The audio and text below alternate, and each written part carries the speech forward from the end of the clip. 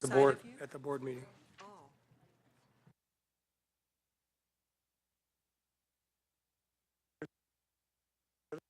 She always sits next to me at board meetings.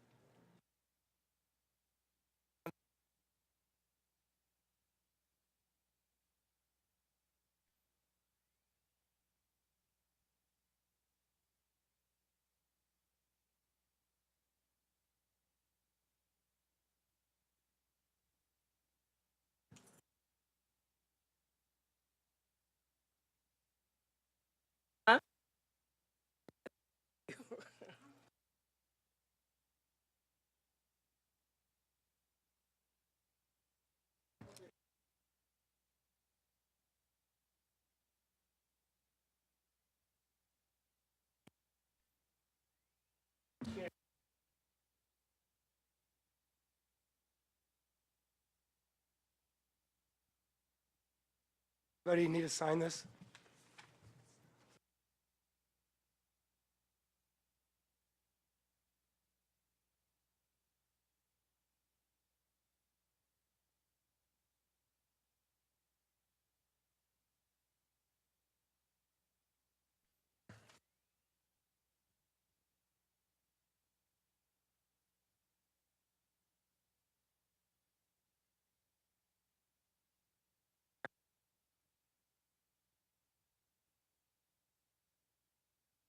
What, you expect Jonathan to be here?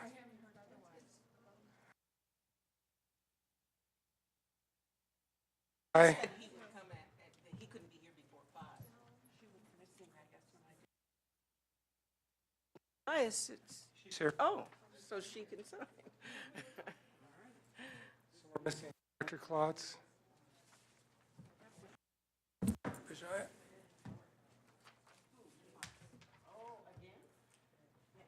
Well, he lives right across the street from my kiddo's school, and I just got a message.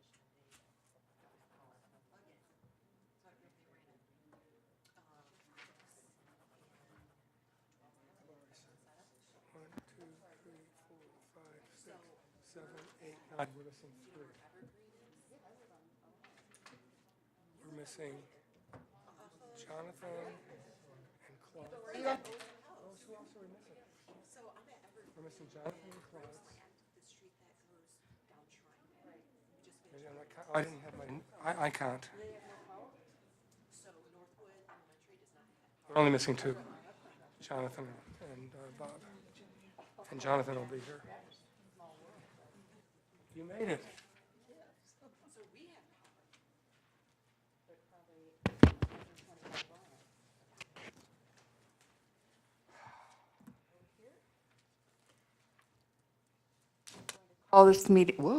Call this meeting to order. And Pam, if you'd call the roll, please. Berman, Here. Dr. Klotz, Ms. Schulman, Here. Dr. Hans, Here. Ms. Summers, Here. Mr. Rubin, Dr. Taub, Here. Ms. Kucharik, Ms. Rusbecki, Ms. Newman, Dr. Arrington, Here. Mr. Landsman. Back, yeah, there she is. Thank you. Our first opportunity for public comment. If anyone would like to speak at this time. Fred? Please be sure and sign in too. Apparently, we've been not doing especially well with that.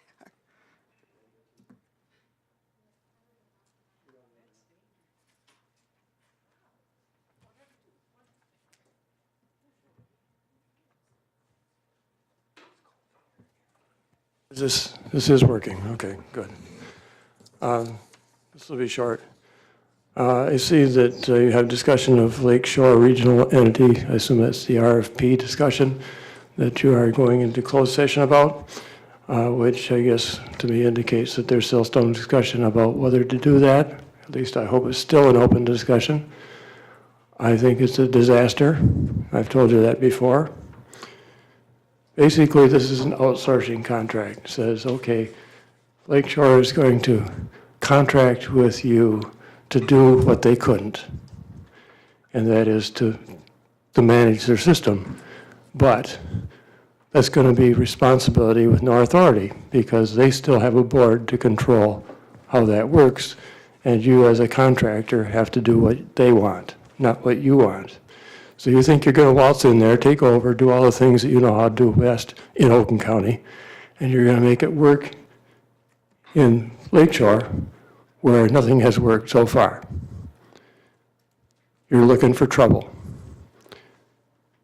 If you possibly pursue this, you better set up an accounting system that says we are not going to pay any money into this. We are only going to get benefit out of it.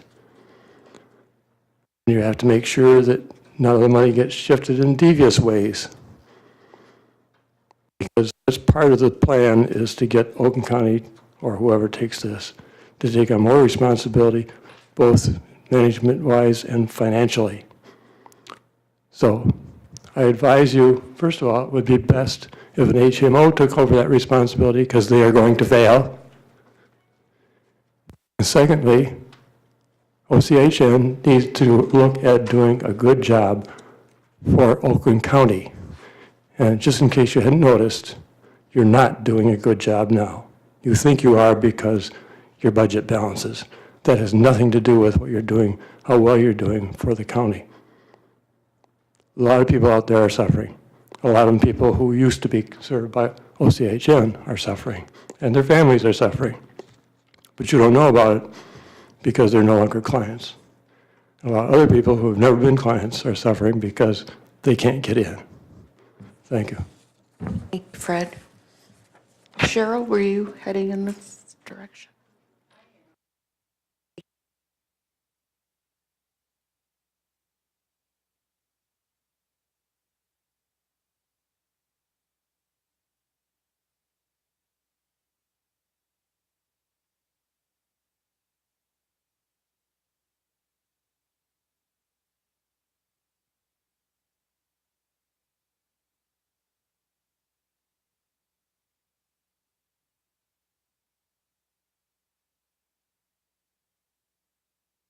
My name's Cheryl Patel, and I'm here because I'm interested in the mental health aspect of Oakland County Health Network. And I also am involved with AMI Oakland County. I answer the phone. And recently, we've gotten calls from people that their loved ones are getting services in Oakland County. But what they've been promised hasn't followed through. And there's two families I can think of right off the top of my head that their kids are living with them because they weren't able to be cared for in the community. And they're too ill to be on their own totally. The one family was promised by the core agency, you know, if you need 24/7 help, we'll get it for you. Well, they need 24/7. They're not getting it. Is there such a thing as respite for the mentally ill? I think for people that are on the DD spectrum, I've heard about respite. I don't know how that works for them. But the mentally ill population, the families were killing them. And they need some care so they can care for their loved ones.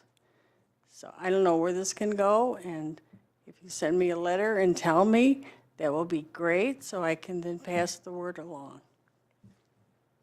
Thank you. I'm sure you'll get your answer, and hopefully soon.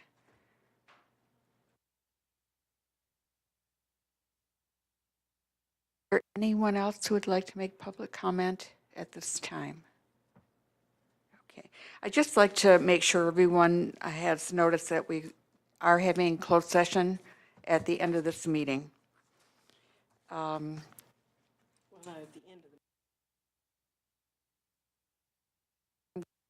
Looking at my agenda, and it shows I didn't get the I don't have.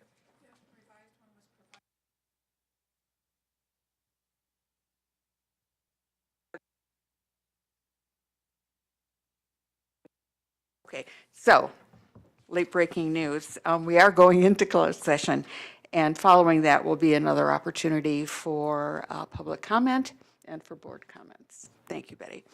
The next item on the agenda is board and staff interactions. Dr. Arrington? We talk a lot about dignity and respect. We say it all the time with regard to the people we serve, for their families, for their advocates, and we take it seriously. And it is so important for the people we serve to feel that we treat them that way, with respect and with dignity. But that also extends to what happens between board members and what happens between board and staff. And just to give you an example, I received a phone call from a board member and we had a long conversation, and that board member said to me, you know, I feel like you're not letting me say what I need to say, or that I was giving the person looks that were disrespectful. And, you know, I listened and I said, boy, if that's the way I made you feel, that is not my intent. It was never my intent. And that person accepted that apology. I say that because it's so easy for communication to be misinterpreted. And the last thing I want is a board member to feel they cannot communicate with me. So with that said, dignity and respect also applies to the relationship this board has with all of the people in this organization who work daily, and I should say night and day, to provide services to the people of this community. We have a great deal of respect for you. We know how hard you work, and it's important for us to say that to you and let you know that we understand how hard you work. At the previous committee of the whole meeting, a board member became impassioned and perhaps said some things that were not appropriate. And I believe that board member would like to say something at this time. Thanks for the introduction. I was not the person that had the phone call, but I certainly brought this up. I owe many of you an apology. It's been brought to my attention that sometimes the way I speak leaves some of you with the impression that I am doubting what you're saying, misinterpreting what you're saying, especially when I ask a follow-up question. See, I sit on many boards. Each board is different. But the one thing about this board that we all have in common is that we share something together, and that is a strong passion for the people we serve. I've been somewhat negligent in kind of mixing up how various boards work, but more importantly, it was brought to my attention that I may have offended many of you, and it may have escalated. I'm not on Facebook. I don't know. But more importantly, I hope that all of you, especially Anya and Steve, I could go on. If I offended you, I once again apologize sincerely, and I personally hope that you'll accept my apology, and hopefully we'll work together make sure that the mission we all serve is more improved by the fact that I may have offended you. And I learned from it. I learned that I have to revise the way I ask questions. I will do my best to continue to do that. Diane, I want to thank you very much for being very vocal to me in representing a wonderful staff. He's doing a wonderful job, and so are you. So once again, I don't know any other way to apologize, and I hope you accept the apology. And with that, I hope and I feel that if any of you feel that you are being singled out, being treated unfairly, I'm asking you to don't hesitate helping me do a better job. Tell me about how you can help me. I'll listen. I listened to Diane today, and hopefully I'll be more subtle, more professional to your likings, and we'll find a way to get by this. And once again, I apologize. I could name many more. I hope you'll all feel and accept my apology. And I appreciate that. Thank you, Mr. Rubin. I just want to add that I felt it was very important to address this in this meeting for all of you to hear, because staff had expressed their concerns. And we want you to feel that you can come before us and that we can ask you questions, and we will allow you the chance to answer the questions. I wanted to ask Diana if you'd like to add anything. I do appreciate everybody's words of support to our organization. As I always say, we have an immense amount of talent in this organization, as well as dedication to the people that we serve. So, for us and for me, while I continue to be the interim CEO, I look forward to continued partnership with the board as we continue to work through and making sure that information is getting to you in a way that you find beneficial, and so that we can move forward. Because, going back to, at the end of the day, it's all about people's lives and those that we serve. Thank you. Can I ask one final question? Would any other board member like to make any comments on this particular topic? Because Judy is chairing the meeting. Okay, thank you, Judy. No, nobody else? Okay. Just reasserting my role. Thank you for making us more aware and more. I think that a reminder like that is good for all of us from time to time, and we are sincerely interested in the better good for the people who are out there who really need a system like ours and the talent we have to go forward. So I appreciate the comments. Next item is the legislative breakfast update. It's me again. Diana, if you will. So some of you were at our legislative breakfast in April, and just want to give a quick review of that. And I did address it in my director's report last month. So we had a great breakfast that focused on integrated health. And then we've also been continuing to talk about how integration of healthcare does not have to be reliant upon being integrated at the payer level. So one of the things that you're going to continue to see OCHN focusing on is that integrated healthcare and making sure people understand some of the things that we're doing to integrate healthcare that, once again, don't rely upon the payer. You heard from Deb Brinson, who talked about the partnership that we have with OCHN and the great outcomes that we're seeing from that. I believe it was between 50 and 60% of the people that they serve are also served here at Oakland Community Health Network. So we would love to obviously see either, the numbers go up and see what even more that partnership can have on the horizon for us.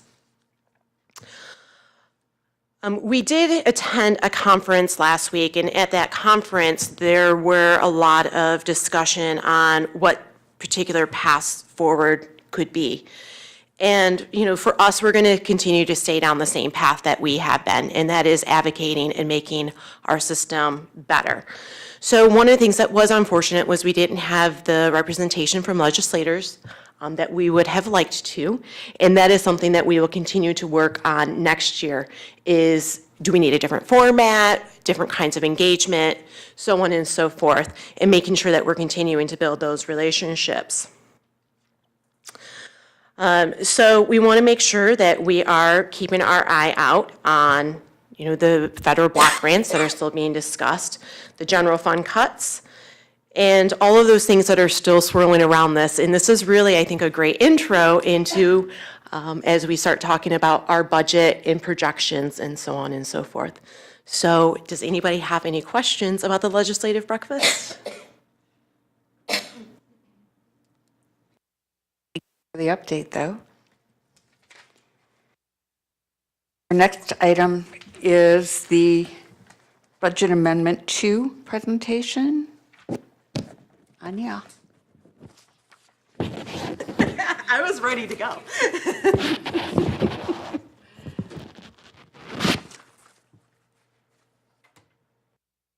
Afternoon. Afternoon. I have for you the budget amendment number 2 between us and the department for both the PIHP Medicaid contract and the CMHSP General Fund contract. I believe you were given access to the full document. The PIHP document is 240 pages long, so I did not print that, nor will I go through it in detail for you. The CMHSP amendment is a bit shorter, but the changes are very similar. So my intent is to go through the highlights of the changes, and then if you have any questions, I can either answer what I can now or go back to the subject matter expert for those particular areas and bring those back to you for the board meeting when it will need approval. This does come up rather quickly just because we got them, I don't know, a week or so ago, and then they expect them back by the end of the month. So this is why we kind of had to throw it on this committee of the whole so we can run through it and then have you approve it at the.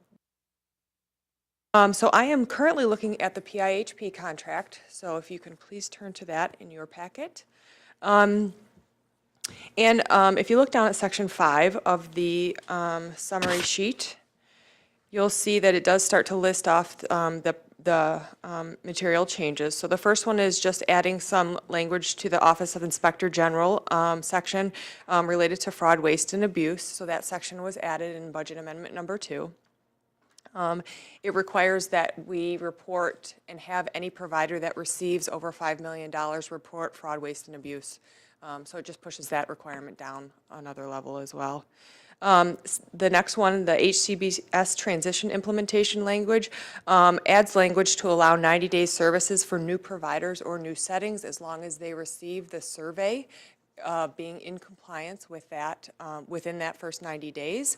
So obviously that will probably be part of Jillian's next update as it relates to HCBS compliance.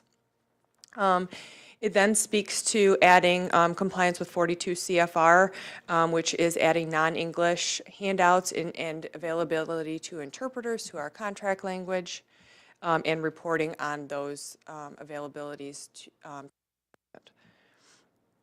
The next one is adding IMD services to the SUD section of the Medicaid contract. So it just states that we have to provide IMD services. So that's services at it's non-full service hospitals, so just the psychiatric hospitals. The acronym is old and not good, so we're just not going to even go there. So that's just adding that language to the PIHP contract under the SUD section. Moving on to the next one, which is the recovery policy. So that's just a duplicate page, so they updated that. The next one being adding the MyFast review requirement. So just if someone would like to use additional modifiers, they have to go through a MyFast review. This amendment also adds the GAIN assessment, which is the global appraisal of individual needs. So that is the expectation is that is ready to be implemented as of fiscal year 19. That one was met with a little bit of resistance from the PIHPs, as it's another assessment that that was not necessarily,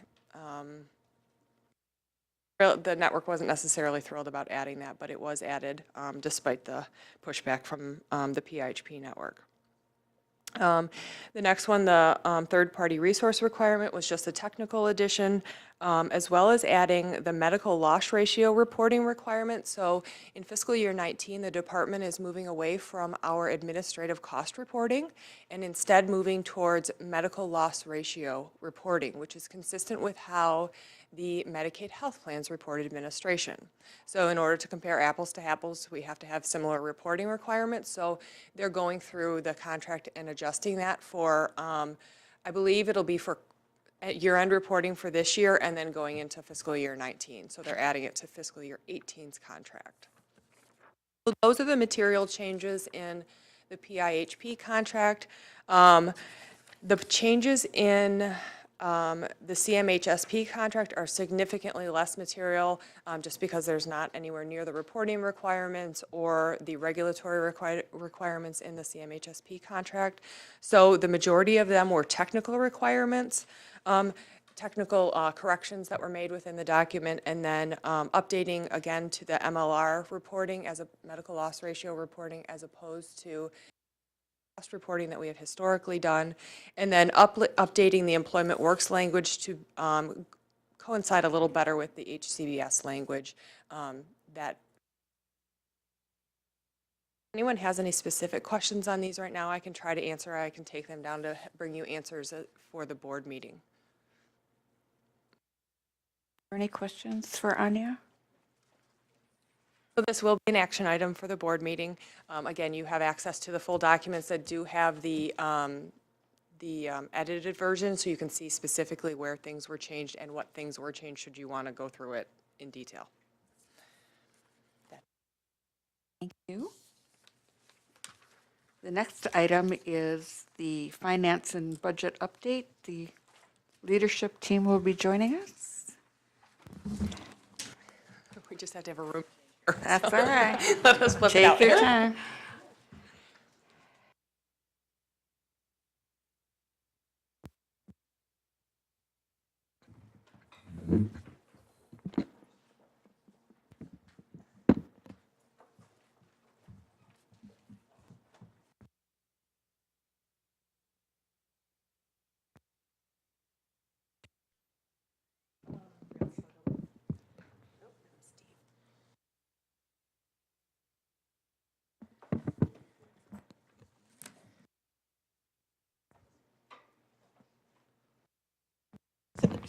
Musical microphones, right? Very impressive table. Okay. So based on feedback, this, as you know, this whole committee of the whole is focused on finances. And one of the things as we sat down as a leadership that we talked about was, what is our financial philosophy, right? Our financial philosophy is set in part by the board as well as us as employees. So one of the things that we know that's important for us is that we're setting the bar high, that we're good stewards of the public dollar, and that we're making sure that we get good value in our services. The services are what they needed and the way that they're needed, and that they're quality services, and once again, that we're making differences in people's lives. So one of the things that we've been talking about is risk, right? And that's been one of the concerns with privatization, is how do you share risk and where does risk come in? So, as a reminder, we are allowed to bear risk and allowed to have risk reserves. In times of transition, we use them to stabilize the services and the network. So for example, it can be budget cuts, it can be service models, it can be different things that we're doing. And finally, I want to talk about how it is so important that our budget philosophy is in line with efficiencies from what we're expected to do at the state level, what we are seeing in the marketplace, what we're seeing going on outside of us in the healthcare world. You've all heard me talk many, many times about how we are in a world right now that healthcare is seeing the most rapid change that it has seen, I think it's safe to say, ever. So we want to make sure as we're setting and looking at how are we spending our dollars, what do we need to have in the pipeline, that we're keeping all of these things on the radar and taking those into account. So a question that we received is about risk and what risk are facing our organization Well, you just heard me reference privatization. That is probably our biggest risk that we have as an organization, right?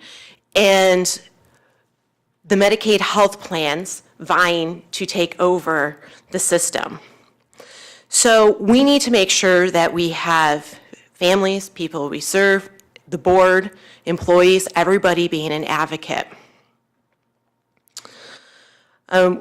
We continue to hear different things about what's happening. As you know, pilots were supposed to start October 1. It does not look like those pilots are going to start. However, that does not mean that the ball won't be rolling again or that there won't be something left after that. From a funding standpoint, we are always at risk for unfunded mandates, and you'll hear Matt talk a little bit later about mobile crisis. You know, there are times that we get funding from this, or mandates from the state level that says you must implement this by October 1, and those aren't something that have dollars attached to them. So what we're having to do is look at how can we meet that mandate? And sometimes we can go back to the state and ask and present data, and other times we are not able to do so in the sense of it's just you have to make it happen. As you also know, we're seeing swings in revenue, which is witnessed by the DABs and the population shifts. And those things cannot be always anticipated or expected. So when we are doing, and we will go through later, a 3-year projection, you know, we're doing the best that we can from a projection standpoint because of the fact of many of things are not known, right? We have DABs that happens, for example, this year, we did not see that shift happening last year. We did not anticipate another general fund cut. So even though we're doing projections, these are things that they're going to have to constantly be changing on a regular basis. And that's not a bad thing, but it's just something that we can't always anticipate everything. And the other thing from a funding standpoint is that the cost of service increase for people. So for example, the cost to serve the aging population, right? So we start seeing increased cost in things that sometimes we can't necessarily anticipate. From a Medicaid perspective, we have regulations, meaning, you know, if in my own home, I'm able to take money and shift it from one pot to another, right? Well, unfortunately, or fortunately, it's a good thing, we can't do that with Medicaid. And so we have limited use of those funds. We also have to make sure that we're using prevailing wage. So if we are contracting out work, that people are being paid what the prevailing wage is. We also have to RFP items. So, you know, for people who may have been in private business or different things, you may just be able to go buy. Well, for us, if there are certain limits, or certain amounts, we have to take that item out to RFP. So for example, if you remember, we saw that with the building. We took our AV out to RFP, we took security out to RFP, and those are all things that unfortunately added time, but they were what we needed to do to be good stewards of our money. And the last thing is making sure that we have clear documentation that follows those Medicaid guidelines. So Ani and her team know that when the auditors come in, this is one of the things that they are asking for is, how did you purchase? Did you purchase within the guidelines? And that we have all of our ducks in a row. So.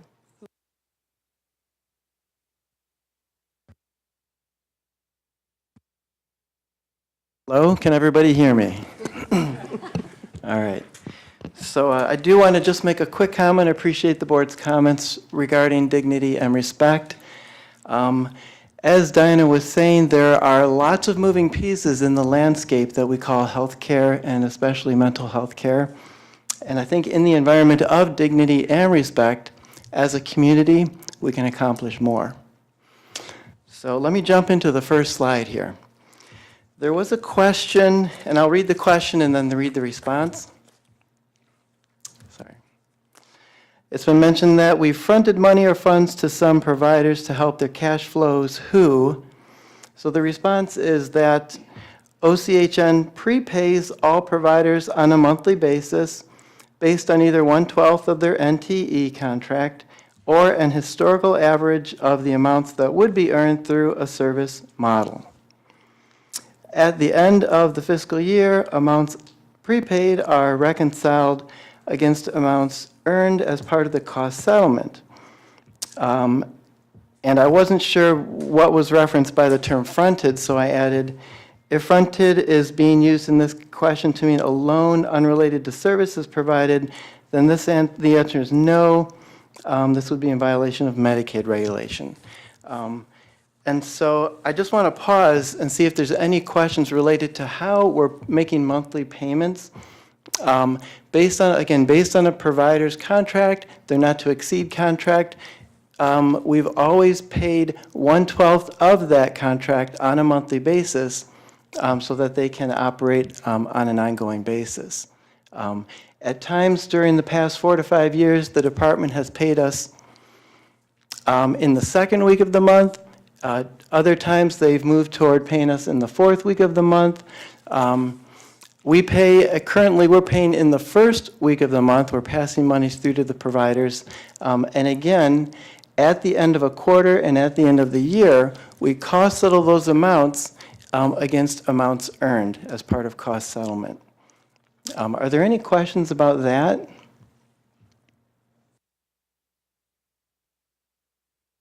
I really don't have a question about that. I wanted to go back to Diana just for a second, because you didn't ask for questions, but I think as we go along, it would be helpful if we did. You mentioned the pilots are delayed. Can you tell me why? That's one question.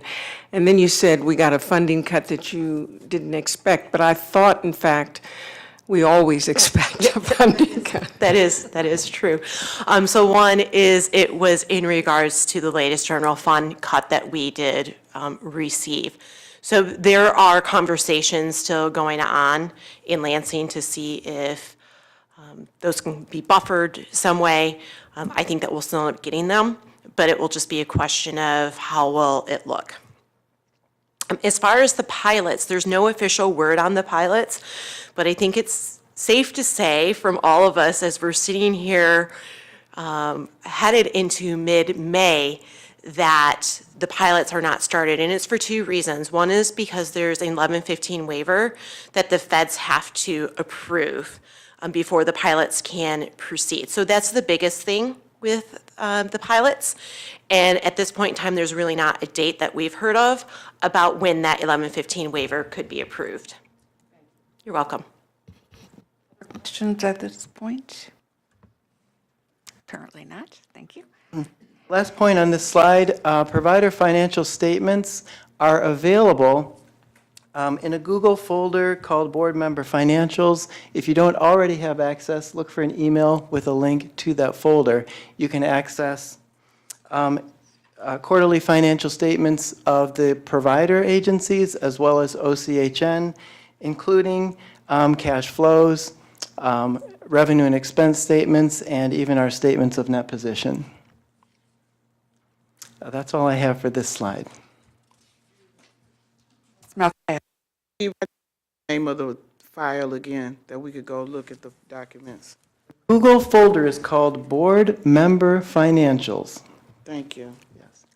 We can get you a link to that if you can't find it. Be very helpful. We will get that sent out to the board. Okay, thank you.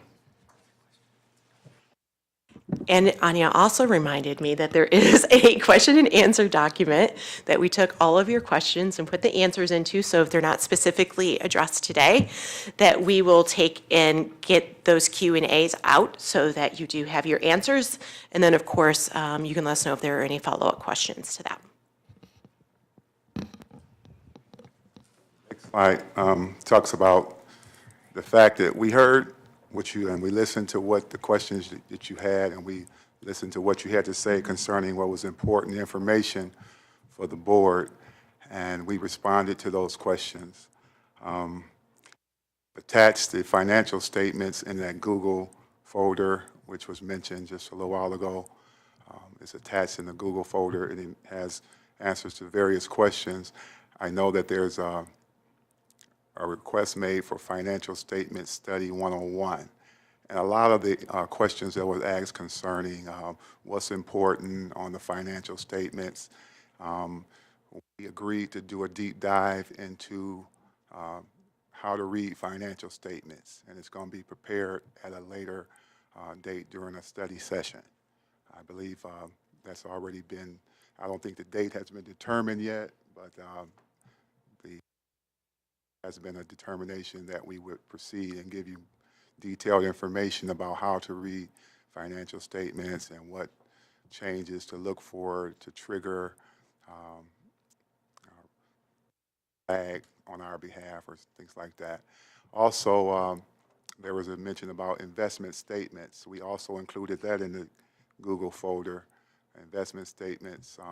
We have both of our investment bankers coming to present at one is coming on the July 9th date, and the other is coming on the, the one is coming on the July 11th date, June 11th date, and the other one is coming on the July 9th date. CS McKee they hold one of our investment accounts, as well as Morgan Stanley. They hold our other investment account. They both kind of manage the accounts from a different perspective. I think CS McKee acts as more of a, day-to-day banker in which they sell and trade all the time with their investments because we pay them on a basis points to manage the account.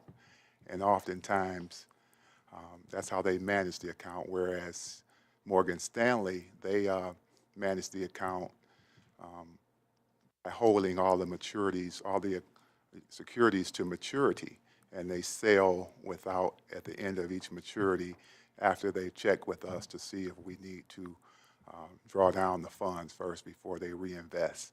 And the policy for them to reinvest is still there, and they're still adhering to that policy before they make any reinvestment decisions.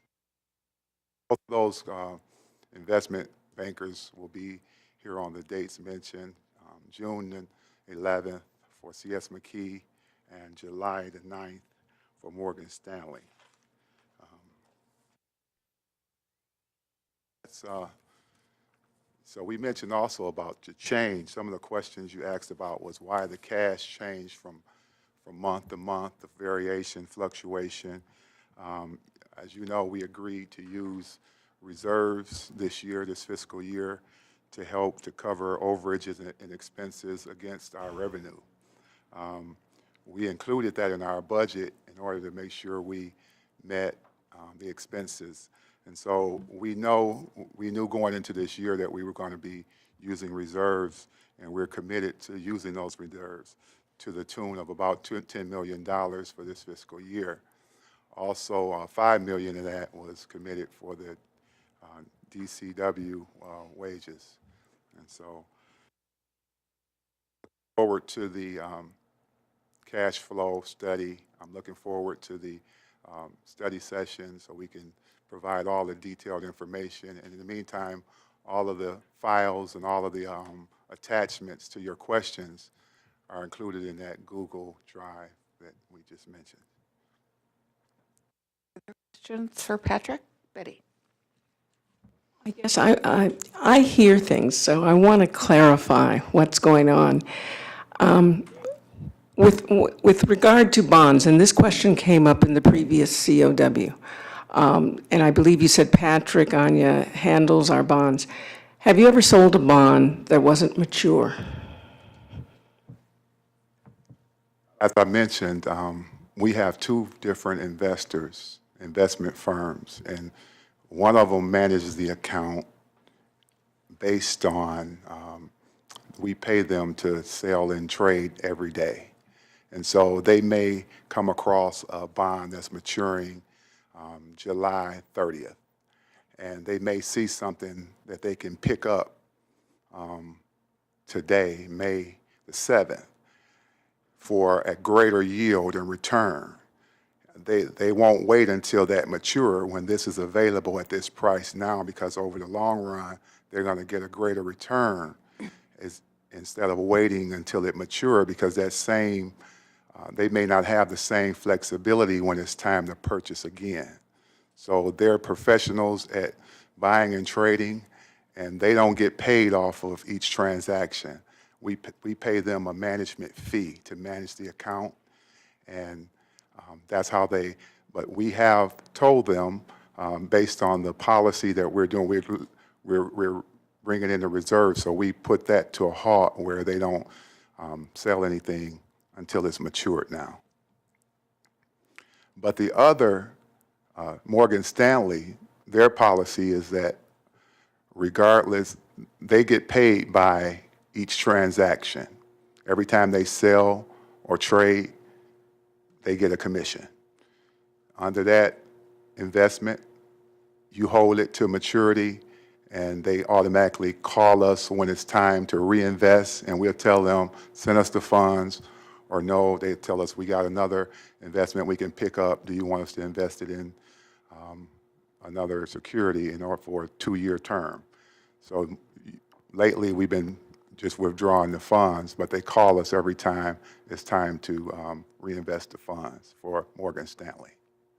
And going back to the first investment firm, if they sell before a particular bond matures, but because there's another one they want to purchase, you're saying we would make a profit on that? Yeah, we gain on that every time they make a decision to buy. And normally, we wouldn't see the line item that says sale, loss on sale, or gain on sale. Usually, it's a gain on sale. But because we pulled down funds and we didn't reinvest it in something else, that means that because we pulled down the funds, we didn't have it available to reinvest, it showed a loss on the sale instead of and normally it would be a gain. Can you say that again?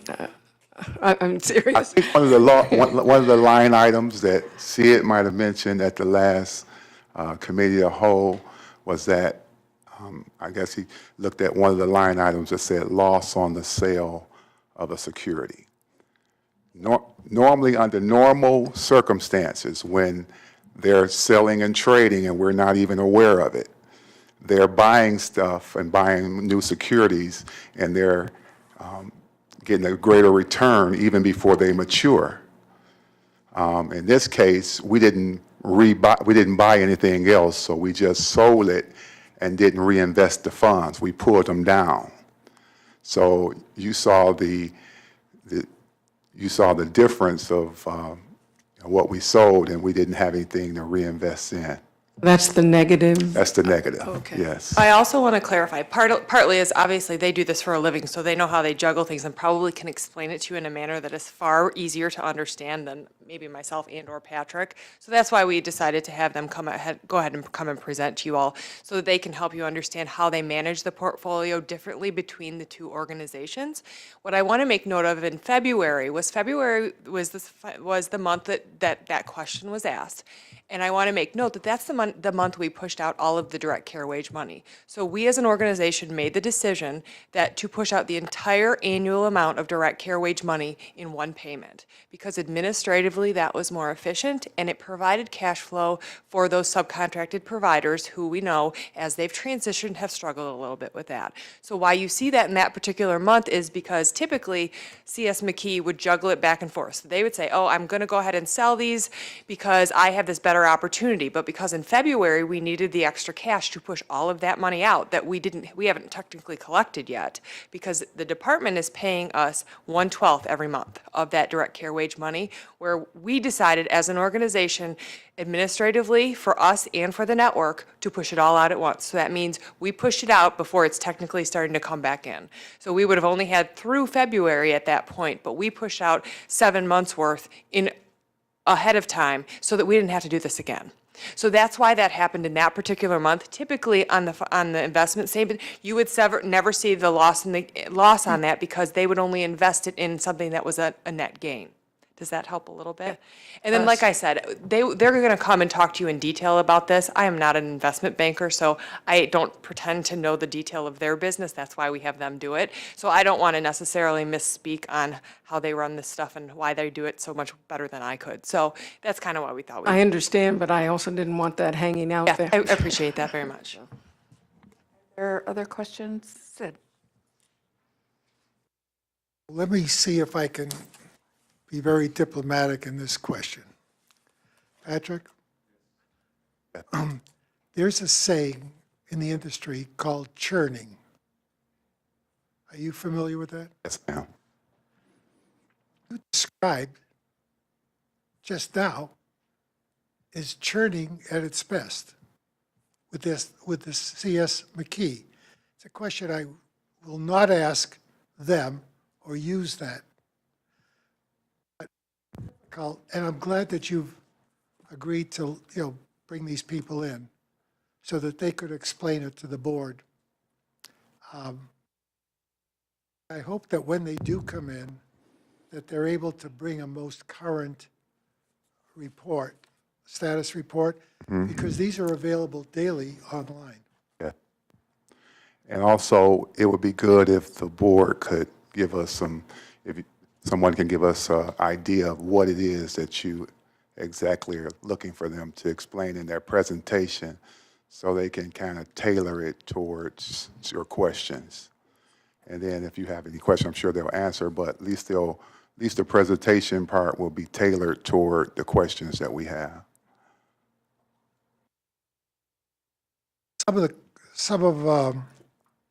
Incidentally, I love this format. I can see where it's going.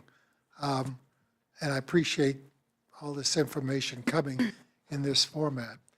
But the important thing is when you get a company like CS McKee, and this is what I'm anxious to hear, what their investment philosophy is, and also how it's affecting us as interest rates are beginning to climb. And the one example that I have that I'm looking at, which I see that there was a bond that was purchased, it's an October 25th maturity, 2020, and it shows a definite loss on a transaction that took place on January 1st, 2018. So the idea of them reinvesting for something where you can make more return, the question that I would have for them would be, how do you explain taking an immediate loss of $3,500 and how you're going to make it up on something you bought if interest rates climb? That would be a good question to pose to them, I believe. They also, okay, go ahead. I think There were other Anya kind of questions. mentioned about the fact that during that time we was getting the direct care wage money, and maturities weren't happening fast enough to cover what we want to push out. And the best between the two, CS McKee's philosophy of managing our account is better suited for when you receive monies from the investment, because they don't get, for one, they don't get a commission, and that's what they do every day. Questions? Follow up? If they don't get a commission, how do they make money? Because they manage the account on a basis, 20 basis points. So if we tell them don't trade and sell, then they're not working on our behalf. We're paying them for nothing. So they manage the account because they know what investments are out there, they know what's maturing, and they get rid of them before the end of it and pick up something that's given a greater return, a yield. And that's how they've been managing the account. And if we tell them don't do nothing, just let everything mature, then we're paying them for nothing. I want to make sure I understood when you talked about and I'm not a finance person, so if I don't say this quite right, please bear with me. But I thought I heard you say, Patrick, that C.S. McKee was cashing out investments before they matured to to get a greater return, and at this time, we've stopped doing that?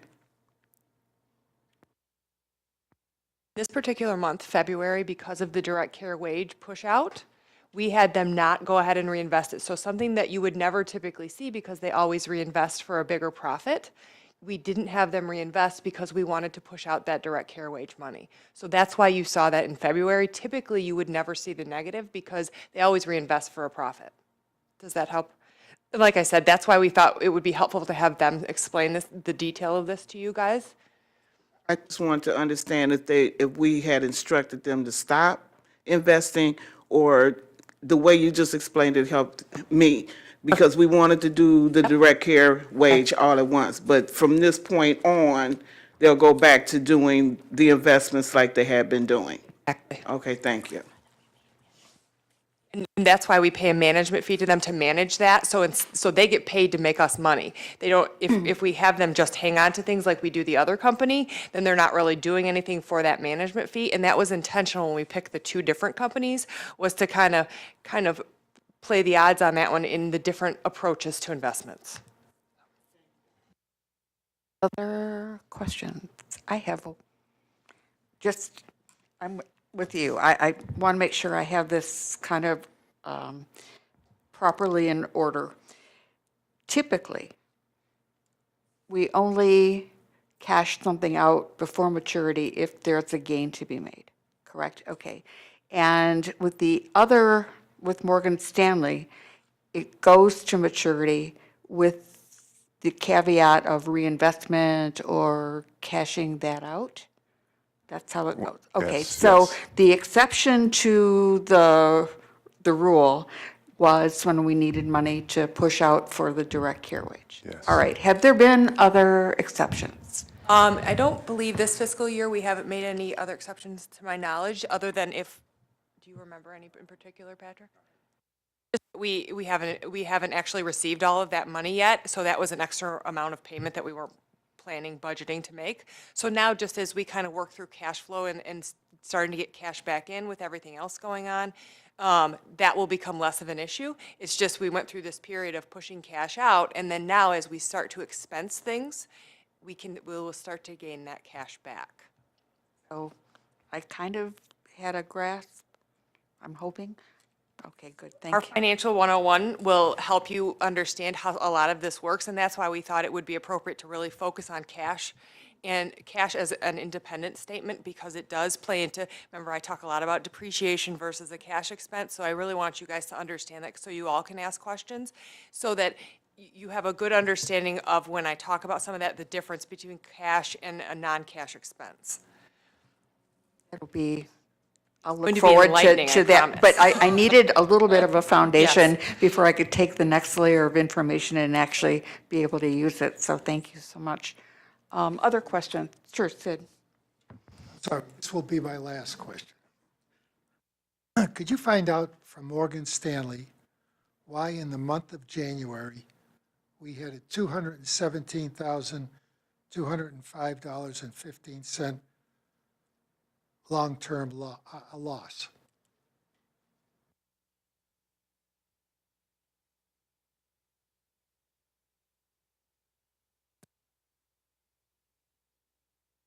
First, Can I can ask Diana a question? From her, you mentioned that the likelihood of the 298 pilots being delayed or never happening, but I just found out something the other day. Lois sent me an article. Apparently, the state has been working on a pilot of one PIHP for the whole state, which I knew they were thinking about, and they put that on hold because they felt it would be too disruptive to the people we serve. And the article was from Cranes. Lois has it. I usually don't keep things after I read them, which is a bad habit, but she sent me the article from Cranes, and this is the state announces that they're putting their pilot for a one super PIHP for the state on hold because it's too disruptive, and we've never heard anything about it. We've never discussed it here. I don't know if they discussed it at CMAM. But, so that's something that apparently we're not even aware that they had a pilot in Can the I works. would like to clarify on that. What that was actually in regards to is the dual eligibles for those people who were not enrolled in a Medicaid health plan in the pilot sites. So I just want to make sure that everybody is clear, is that this was not a pilot for one PIHP across the state. I'm just, because we've gotten the notifications on it. So we had originally received an email back in maybe March or beginning of April that said that they were going to put an RFP out on the street once again, so it would be where the pilot sites are. And then we got additional notification last week that they aren't even planning on publishing one in May.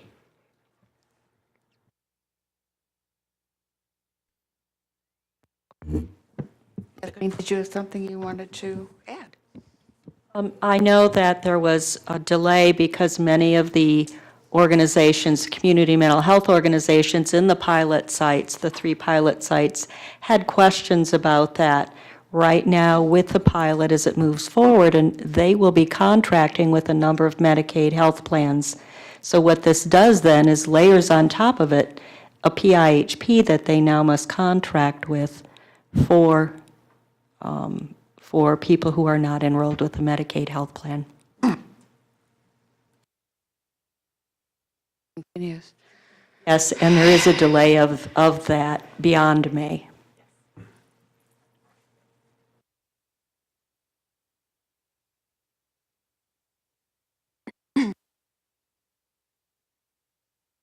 So again, in referencing to the question and answer document, the question was asked again about who's working with our listing agent, Friedman, and so that's primarily Budget and Finance who's working with them. The update hasn't changed a lot, other than we are continuing through the process with the 4 vendors we had mentioned at the study session. I received the pricing for their build-outs last week. So we're just verifying all of our numbers in-house before we present those back to the potential tenants. And then once we get those details worked out, we will begin signing leases and proceeding. So what you will see coming from me before that happens is a request for the build-out, if any of them choose to have us to finance the build-out and then amortize that over the length of their lease. So that one would come to you for approval before I do it. So that is continuing. We have those 4 currently that we're kind of feeling out where those are going to end up, and then we'll move on to the another list that we have waiting to be contacted related to leasing the remaining space. At this point, that does take up all of the 3rd floor and about a 1/3 of the 2nd floor. So at this point, assuming all of those 4 vendors continue, we just have about 2/3 of the 2nd floor remaining. Early on, when we first started talking about getting a new building, we had looked at several locations. And I will say this building, when we first saw it, it was the last of the day. Some of you know that early on in my career, I worked for the Illich family. And so when Mr. Illich bought the Fox Theater, it was in shambles. And we all stood in the middle of plaster and broken seats and knew without a doubt that that location was going to change downtown. And I will say I've never had a feeling like that until we bought this building. And as Betty knows, I have a pretty good poker face. And I stood in the building and I gave myself away completely. And Willie at the time, he said, "You like this building?" I said, "This building is it." I said, "What we need to connect our community, connect our providers, this building will provide that." So there were questions and skepticism about the purchase, about how we would utilize the building. We made a commitment to our community and to our providers that they would be able to utilize the 1st floor. It would save them money. It would bring us together, allow us to collaborate more. I know I mentioned before, and I looked at the numbers again, I just said this, as people come to customer services with concerns in the board, they also go to the Board of Commissioners, and sometimes the Board of Commissioners will sit with us and go through a long list of questions that we address. And we were talking about the building again, and they were excited to hear us say, 2,500 people have come through this building since January for a training, for a forum. We were here the other day, or even earlier today, there was something going on in every room, and people were moving, and that type of energy and livelihood is so important to a community and to an organization. This month alone, we have our suicide prevention event. This is an annual event. It'll be the first time we hold it here. The benefit of holding it here, we are going to live stream it, but we also, and I mentioned this in our PR work group meeting, we have had a suicide forum sometimes on the same day the Oakland Schools has had theirs, and thinking, oh no, we've double booked, and both events have had to have waiting lists. We won't have to do that this year because we're going to open up the other recipient rights, as we call them, our training rooms. And so people, if we have overflow, they can go into those rooms. They'll be able to go into the atrium. All of those things are benefits. One of the questions was, why have we not considered leasing the space? And I think if we were to do that, we would lose credibility. It was not part of the initial plan. And people watched us to see were we going to stick to what we said and what we intended. And there are times I say, use your words. There are times I say, let your actions speak for themselves. When you're in this building, the two factors I had not considered, which really, for me, give this great personal satisfaction. One, the sense of pride the people we serve just seem to feel when they walk in this building. They are worthy to be in a building like this. And you see it in their faces and in their smiles. The other is with our own staff, because a lot of teams and departments really don't have the advantage like my team does to work closely with those we serve. So that interaction has improved, and because of that, you see this revitalization and the value of the work they're doing, even if it isn't directly related to service providers. So with that being said, I just hope and encourage that anytime we have an event here, we are having a law enforcement appreciation breakfast this Thursday, that you take the opportunity to have that experience and really sense that energy that is pouring out of this building. I hear things, as I said before, as board chair, sometimes people say things to me, and I think this is an excellent forum to clear the air.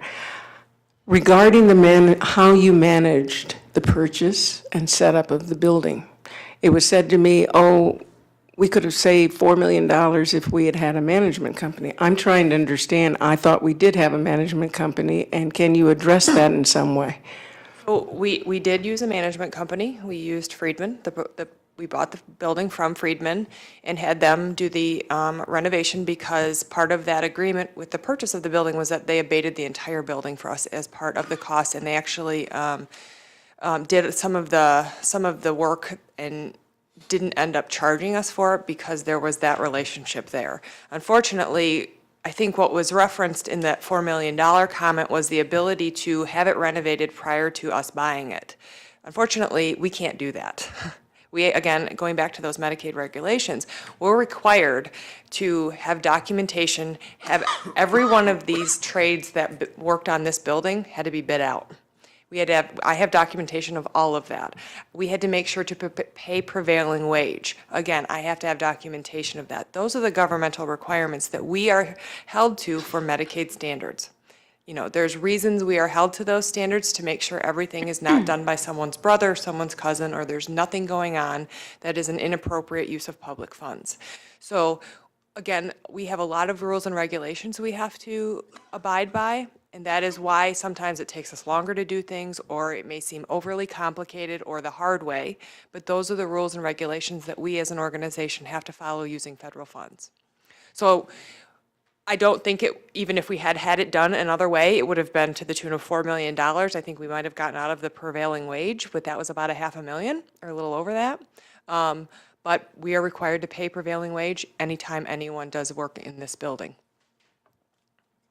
Trying to make sure I understand. So the 4 million, what is that? I'm not sure where that number came from. All I did was hear that if we could have saved $4 million by having someone do it, we did have contract agency did do all this, and they did a beautiful job with the coordination, and Diana sat there with me every week with Patrick and all of the other team. They were by far better than I ever hoped they could be in managing it, because it would have been far outside of my scope of understanding to manage all of that with the city and the permits and all of the different guidelines and requirements that I had no idea were even a thing. And they managed it all with very organized, very streamlined, and they were on everything. The fact that we got in is what I would consider as fast as we did was due to their organization and them keeping everything moving. Thank you. Other questions? Comment? I think it's important to note and to remind ourselves that we did have a very complex study session, was that 6 weeks ago about, where you presented everything about the building, every detail, every question we've ever had.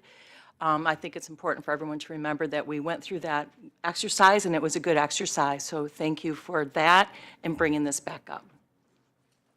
I would like, Not so much a question, but a comment based on what I hear in the conversation. Sometimes I go away feeling like sometimes we might be talking apples and oranges, because we are a nonprofit agency and we don't run this organization like a for-profit agency. So some of the practices that some people might feel we can do, we can't, for the reason that you just said. We're governmental, we have other things that drive our actions that are outside of our control. And I don't always feel when we're discussing the finances that that's evident by some of the questions that I've heard asked of the staff.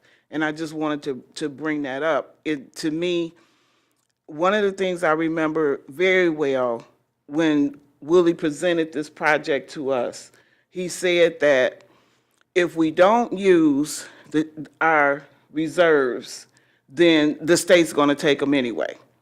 So that was one of the reasons why we purchased this building, so that we would invest the money in the community as opposed to having it taken away. Am I correct? And I would agree with that 100%. All of your comments. We have had that happen before. I believe it was 2009, Kathleen's shaking her head, that the department up and decided to take $9 million. I mean, so you have to understand the department has their own interest in what they do and how they have money and things like that. Lots of politics involved.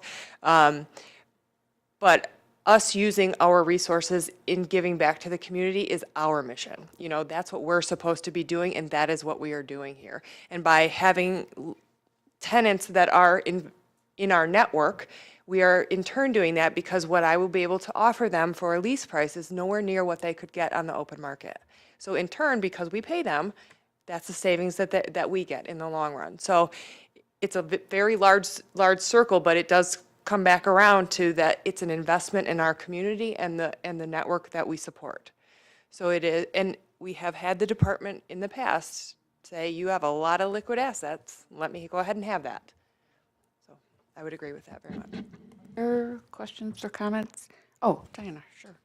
so first I want to say, Malkiah, that was really a great point too, about some of these external things that we may just go into for us as employees, don't even get a second thought. But the board and the public may not understand why something takes longer or a different process, and to us as second nature. So we'll try to keep that in mind. The other thing that I want to talk about is that there have been questions from community and board members about if we should change the vision of the building and try bringing in more non-partners, meaning that they're not providers, maybe nonprofits. And as we talk about, and this really goes back to what Christine was just talking about, it is really important, I believe, for us to stay in the mission of why this building was purchased. And going along with the things that Anya was just talking about, getting those here. And I know as we are talking about the four partners that we're looking at coming in here, and even for us, we're thinking about, oh my gosh, we could take this room and we could do this and we can do that. And what we're also really looking for is synergy and partnerships that we can get along with that. So, that is just one of the things why we are not straying from that vision, is because that is what the expectation is. That's what the building was sold as. And I think that there are really a lot of great things that can come to our organization and the people we serve by staying on that path. I would like to add to that one of the primary reasons I was in support of purchasing the building was that statement, that when people came in our door, they could see a lot of who we are and what we do, and also at the same time encourage them to maybe become more acquainted with other aspects of our system. And that's priceless as far as I'm concerned. So anything that kind of moved us away from that for the pure sake of the dollar, even though I fully understand the importance, is, I think, not consistent with what we really wanted to accomplish, the message we really wanted to put out in the public. And I think that we have to wait a little bit to get the right partners in the building. I think it's well worth it, because I think in the long run that we will be more clear on our commitment, and also more, it feels more sincere. It just does. That's probably not world's best word, but it just feels more honest, that's what we said we wanted to do, and that's what we're going to do. So I appreciate that. I just want to add to that, which is something I think Malkia said and Christine said. And Willie emphasized this: the people we serve deserve better. And anyone who has worked in human services or social services knows that that many of the buildings they have to walk into are less than desirable. So they should feel that they have a place to go where they are treated with dignity and respect, and that they can enjoy. And that was one of the reasons that was given for this move.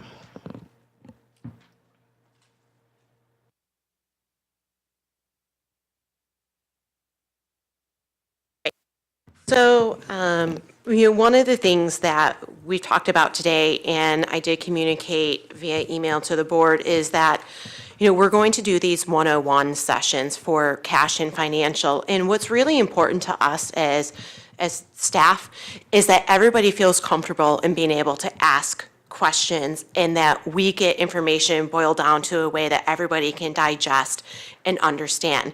So, back to, we are going to have those.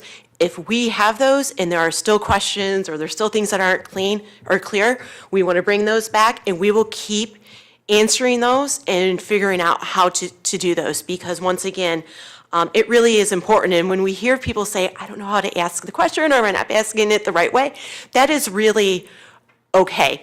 The finance questions, these guys are awesome, and they will always be able to, to figure those out. So the other thing is, as you have heard, we talked about Google today several times. So there's been questions about balance sheets. Well, one of the things is we don't have balance sheets, is that we have our statement of net position. So one of the things that we're going to do to make it easier for the board is we're going to be putting those every month into a Google folder for you all to see, so you can access when you want, so you don't have to dig through your packets. We will also take and put the investment statements in there monthly, so once again, you don't have to go through your packets, because I know sometimes when I have the pile of papers on my desk, I don't know where to find things. So we have already started doing that, and as I said, we will get that link out to everyone so that you can go look up that information. And that was just really so that you can get information when you want on your timeline. So we'll continue to look at if there's anything else that we can do as well. That also goes along with dashboards. And today I was asked about, can you bring a presentation forward about dashboards and new things that you're doing and more information? The other thing that I would also say is that if the board has any, it doesn't have to be about people we serve data. It can also be about financial data. If there are things in there that would be easier for you to see from a dashboard standpoint, we have some people who like to be in the numbers and in the details. I like a little both personally. I'm also a visual person, a graph. I'm like, oh, okay, I can see the trend and then dig into it. So back to if there's anything that we can do to help the board to be able to get those information in different dashboards, we're asking you to please bring those forward so that we can work on developing those and once again, getting those in a way that you guys find useful. And as well as any other financial information. We're going to cover, a lot of ground today. We're not going to be answering everything, but we do want everyone to feel that the questions are being answered. So as I stated earlier, we did take and put together a 3-year projection that I'm going to turn over to Steve, and he will go through that. And we're going to look at it a couple of ways. We're going to look at it from a kind of a balance sheet view, and then ultimately we're going to turn it into fund sources, because what's really important is that we are looking at things from a fund source. And that goes back to those conversations that we had earlier about we have restrictions on where we can put money, right? We aren't able to just take and say, okay, I have $3 million in the bank total, and just start moving it around. Okay, if those are Medicaid funds or PA2 funds from substance use, we have limited uses in where we can put those. So it's really important as we are looking at our financial information that we are remembering that we are keeping in mind the funds. So with that, I'm going to turn it over. If we could. Yep. Betty has a comment. Oh, Does sorry. anybody else have anything they'd like to ask? Okay, we have a few comments. Okay. You mentioned thus far, I stopped using the Chromebook and use my computer, my iPad, and I have no problem accessing the website. Will I be able to do the same I think I've gone to dashboards, but for the items you just described, will I be able to have a link that will be usable on my iPad or computer? To be honest, I would have to look for the dashboards. Okay. From the other Google things, that won't be a problem, the dashboards potentially, but we'll research that on our side. Okay. Well, I don't want to give up my Chromebook if I can. How about we hold on to it just for a little bit longer, all right? Malkiah? Not a question, just a statement. When it comes to the finances, I'm just speaking for myself, it's daunting. So I'm really appreciative of the fact, because I believe, Anya, I've asked for this before, the 101s, at the beginning, because at this table, you have people at different levels of understanding, and starting out with the basics is going to make it easier for me, even though I've been here for a while, but still, with so many changes in how the state wants to do business, the way we're doing business, it just makes it easier for me to have it at the baseline and then to bring it up.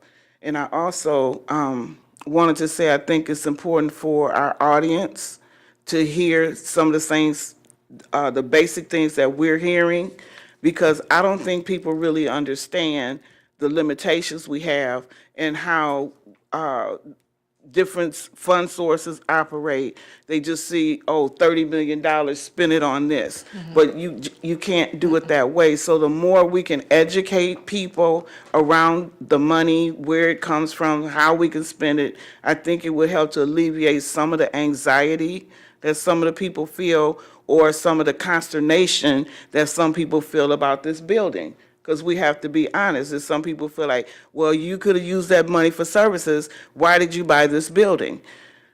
We explain why we bought the building, and we're not taking anything away from services because of where the funds came from that we did the purchase with. So I just wanted to say that. And that really truly is our intent with the 101s. We want all of you to be able to feel like there's no reason you can't ask questions, and our intent is to give it to you in a manner that is understandable and that makes you feel confident to ask questions going forward. So don't hesitate. If I'm not explaining things correctly, I need to continue.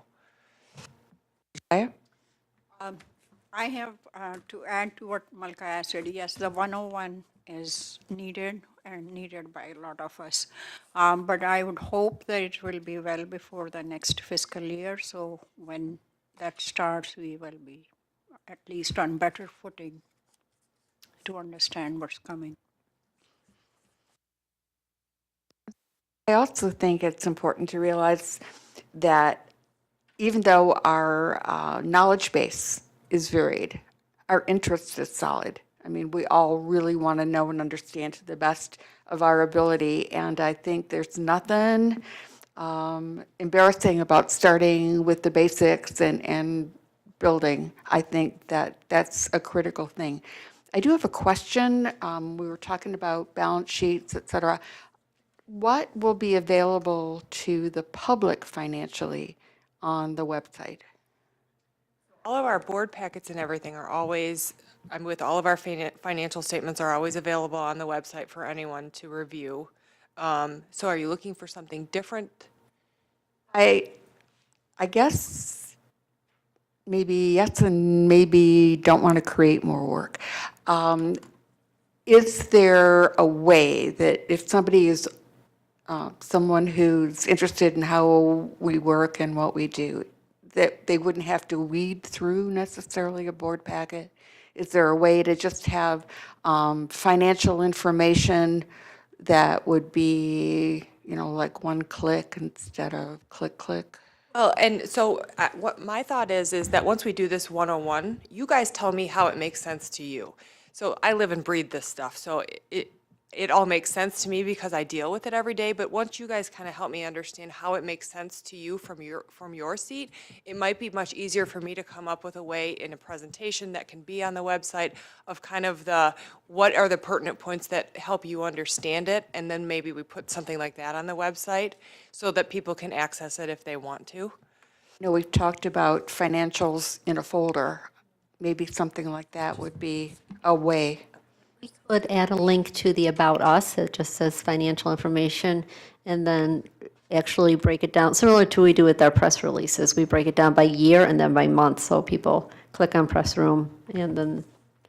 I think there's so much interest and concern in the community that the more we can be transparent, I think the better off we are. And also, whatever the material is in the 101s, you can never know too much, so thanks.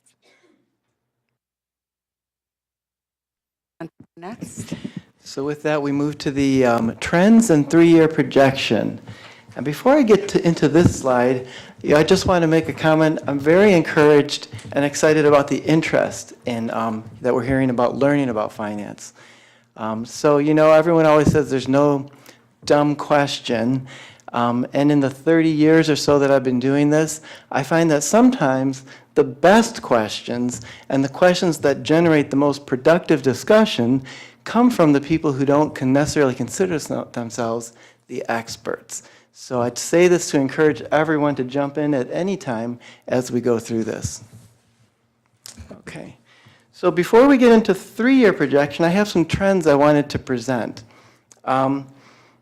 And these are important because, as Diana said just a minute ago, not all fund sources are equal, and not all funding can be used for anything we want to. There's restrictions and regulations that we have to follow. So it's important that we study the revenues by fund source, whether it be Medicaid, whether it be general funds, Healthy Michigan, some of the substance use funding, including PA2, they all have very special purposes. So we need to understand not only the history of the revenues, along with where we think they're going, and that helps us to manage the expenses to fit our revenue streams. Also, we need to understand what's happening with the demographics around the people that we serve. Are there certain populations where we're seeing more people in need of services? Or are there certain age groups where we're seeing perhaps populations are aging? What is the relative cost of care for different age groups within the populations? So that's kind of what I'm about to walk you through. So hang on because it can get a little detailed, but let's jump in.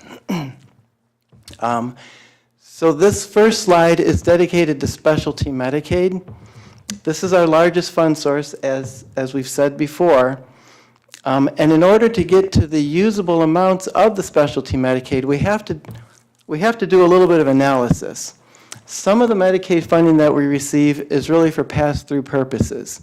And that's why on this spreadsheet here, you'll see the first row is called revenue per FSR. So these are the, Dr. Arrington, you look concerned about. Oh, no, because I didn't bring my distance class. Oh. I can't see it. Okay. He's going to relocate. Okay, I'm sorry. So, and I will try not to go into looking at too many specific numbers because really each of these slides has a message, so I'll try to get to the message. But know that every number that I'm presenting here has spreadsheets worth of backup. So if anybody doubts a number on here, let me know because I'd like to get clarification on the credibility of this information. Okay. But the first row is revenue per FSR. This is the capitation we receive from the state of Michigan. So if you're not already familiar, the capitation is the per member per month that we receive based on the Medicaid eligibles. I say this because these are things that we cannot necessarily control. So we have a fixed, well, a variable Medicaid revenue that we're trying to manage too. But we have to make an adjustment. And that's why I have the row called less HRA. This is a pass-through. It's from the department and it goes to the hospitals, and it's to help them cover the cost of care for the people that we serve. That's a pass-through. Also, the taxes that you see there. From year to year, the tax rate goes up or down, depending on the regulations. Some years, right now, I think it's at 0.75%. It's been as high as 6 or 7%. So in order to look at comparable numbers throughout the years and trends, we have to get past those variable pieces of the revenue. Before you go on, I had a question about the hospital pass-through. Are we paying for all medical services for the people we serve or just mental health services? Pass-through is related to people that we serve. Or medical or mental in the hospitals? Essentially a supplemental to what we pay them for inpatient stays. So the department tells us how much and to whom to pay, and then we just pass it through. So it's a wash for us. We just do the administrative function of actually passing out the money. Yep, for psychiatric inpatient stays. Thank you. Yes. Intention is to try to help incentivize hospitals to make sure they're serving people who have Medicaid or indigent. Pass through some of those dollars to help support that cost. Thank you, Malkaya. So then if we go to the expenses, I'm going to do the same thing. I look at what we've actually spent for Medicaid services within our network. I back out the HRA, I back out the taxes, and I'm trying to get to the service expense that corresponds to the Medicaid revenues received in that year. But let's get to the message. So if you can scroll down to the graph or the chart, the blue lines represent the revenues by year, and the red bar represents the expenses that we've incurred in that year. So keep in mind, this is not including any carry forward that we may have used to help bridge gaps or transitions. It's not including any use of ISF. This is strictly current year Medicaid revenues received versus current year Medicaid expenses.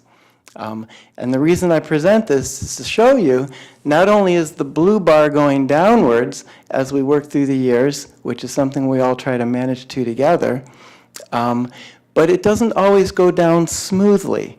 So if we were to all of a sudden say, oh, hey, look, Medicaid is dropping $10 million, we don't necessarily cut $10 million out of the budget as a knee-jerk reaction. It has to be done planfully and thoughtfully because as you see, if you go from FY13, you see the drop in FY14, again, a lower revenue in FY15, but then in FY16, we see a little bit higher revenue. So we have to try to manage to the median level and manage to the trend. And so that's what we've been doing with the red bars. You can see The red bars represent our expenses, and they're coming down smoothly to meet our revenues. Are there any questions about that? I know there's a lot of information in there. Yes. Where I see in FY17, blue is lower than red. How do you make up for that? It is lower than red, so and that's where carry forward might come in handy, or use of ISF, and those two are what are used to bridge transitions. So we had the exact same scenario in FY14. Any other questions? Okay. If we can go back to the PowerPoint, we'll be able to click into the next point. There. Okay, so general fund reductions. I present this in order to demonstrate what's been happening with our general funds over the past 7 years. Here it is. So we have different categories within our general funds. We have operations dollars, categorical funding, and state services. The categorical primarily was our ACC funding, and our state services is primarily dollars used for state facilities.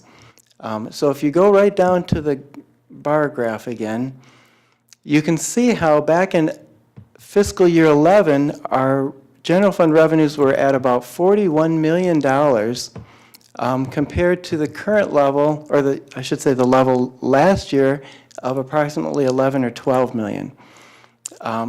And so again, this is where it's so important to keep in mind Diana's comments from earlier.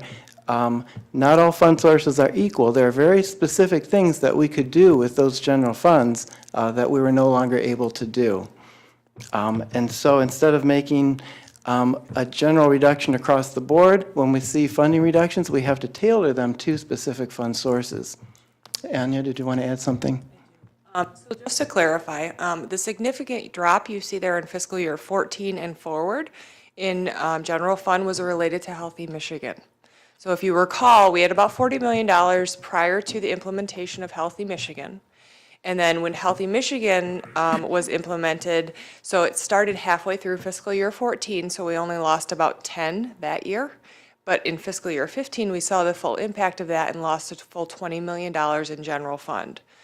So that's why you see that significant drop. And if you recall, what we had to do in order to live within that amount was to look at that spend down population. If you remember that transition we went through, that was the specific way we target a fund source change, is to target specifically that particular area where we spend the most, which was spend down. And that was when we transitioned some of those to substance use. We transitioned them to seeing a psychiatrist at Owen and did some other things to try to help them still get services but reduce our costs in general fund. So that's what you see going on here. Primarily, the other material change was $10 million shift from state facilities, but it was a reduction in revenue and a reduction in expense, so a wash. So the primary factor here was that $20 million reduction related to Healthy Michigan. Thank you. Yes.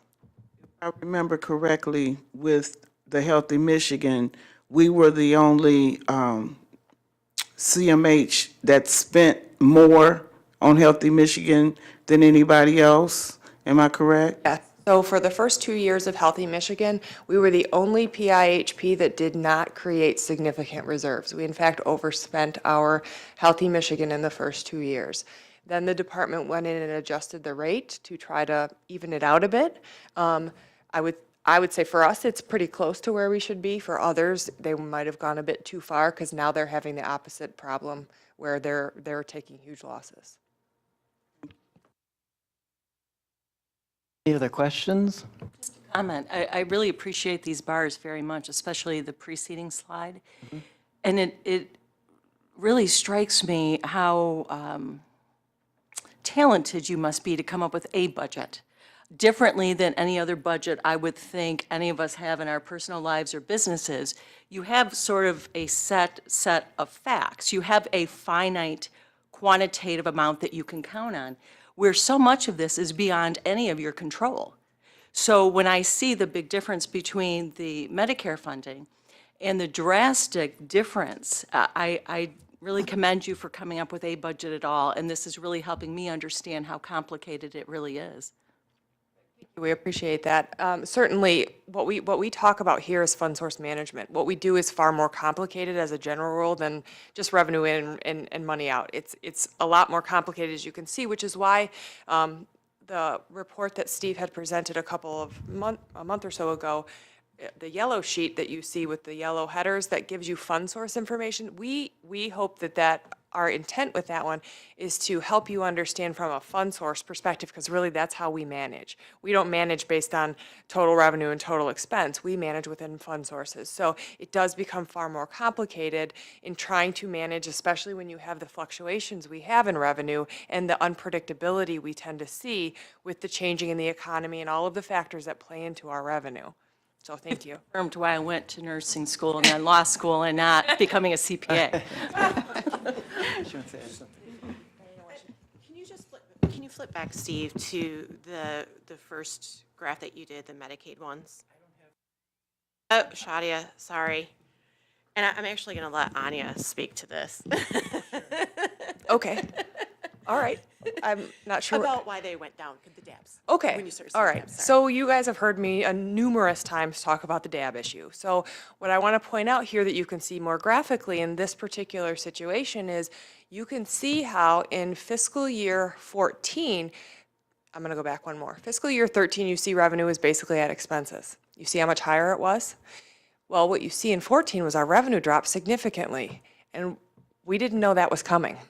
We were completely, like, that happened, I believe, the day before the fiscal year started. Not only did we get a budget cut, but we also got, what happened was the start of the DAB issue. So we started to see it in there. But so you see the revenue stayed down. That was that big budget cut. If you all remember the 14 million we all talked about and had to deal with. And then you see in fiscal year 16, that was, remember you also hear me talk about that it takes 2 years for our actuarial process to catch up. So if you see, in fiscal year 13, it was up. We saw a significant decrease in 14 and 15, and what you see happening in 16 is the actuarial process catching up. So because they use 2-year-old data to set rates, and it's based on expenses, it catches up, but it takes it 2 years. So that's why in 16 we had so much more revenue. But you see, in 17 was when we saw the full impact of the DAB issue. So the analysis we had done showed in 16 it was, I believe, a $3 million loss for DABs. In 17, it was more like 7 or 8, I believe. I'm looking at Steve. But what you will see, and now when we go into the 3-year projection, is you'll see we'll start to catch up. And we're starting to make assumptions about catching up. Whether the department chooses to do anything about it or not, because they use historical data that is 2 years old, because it started in 16, next year we'll start to see it come back in.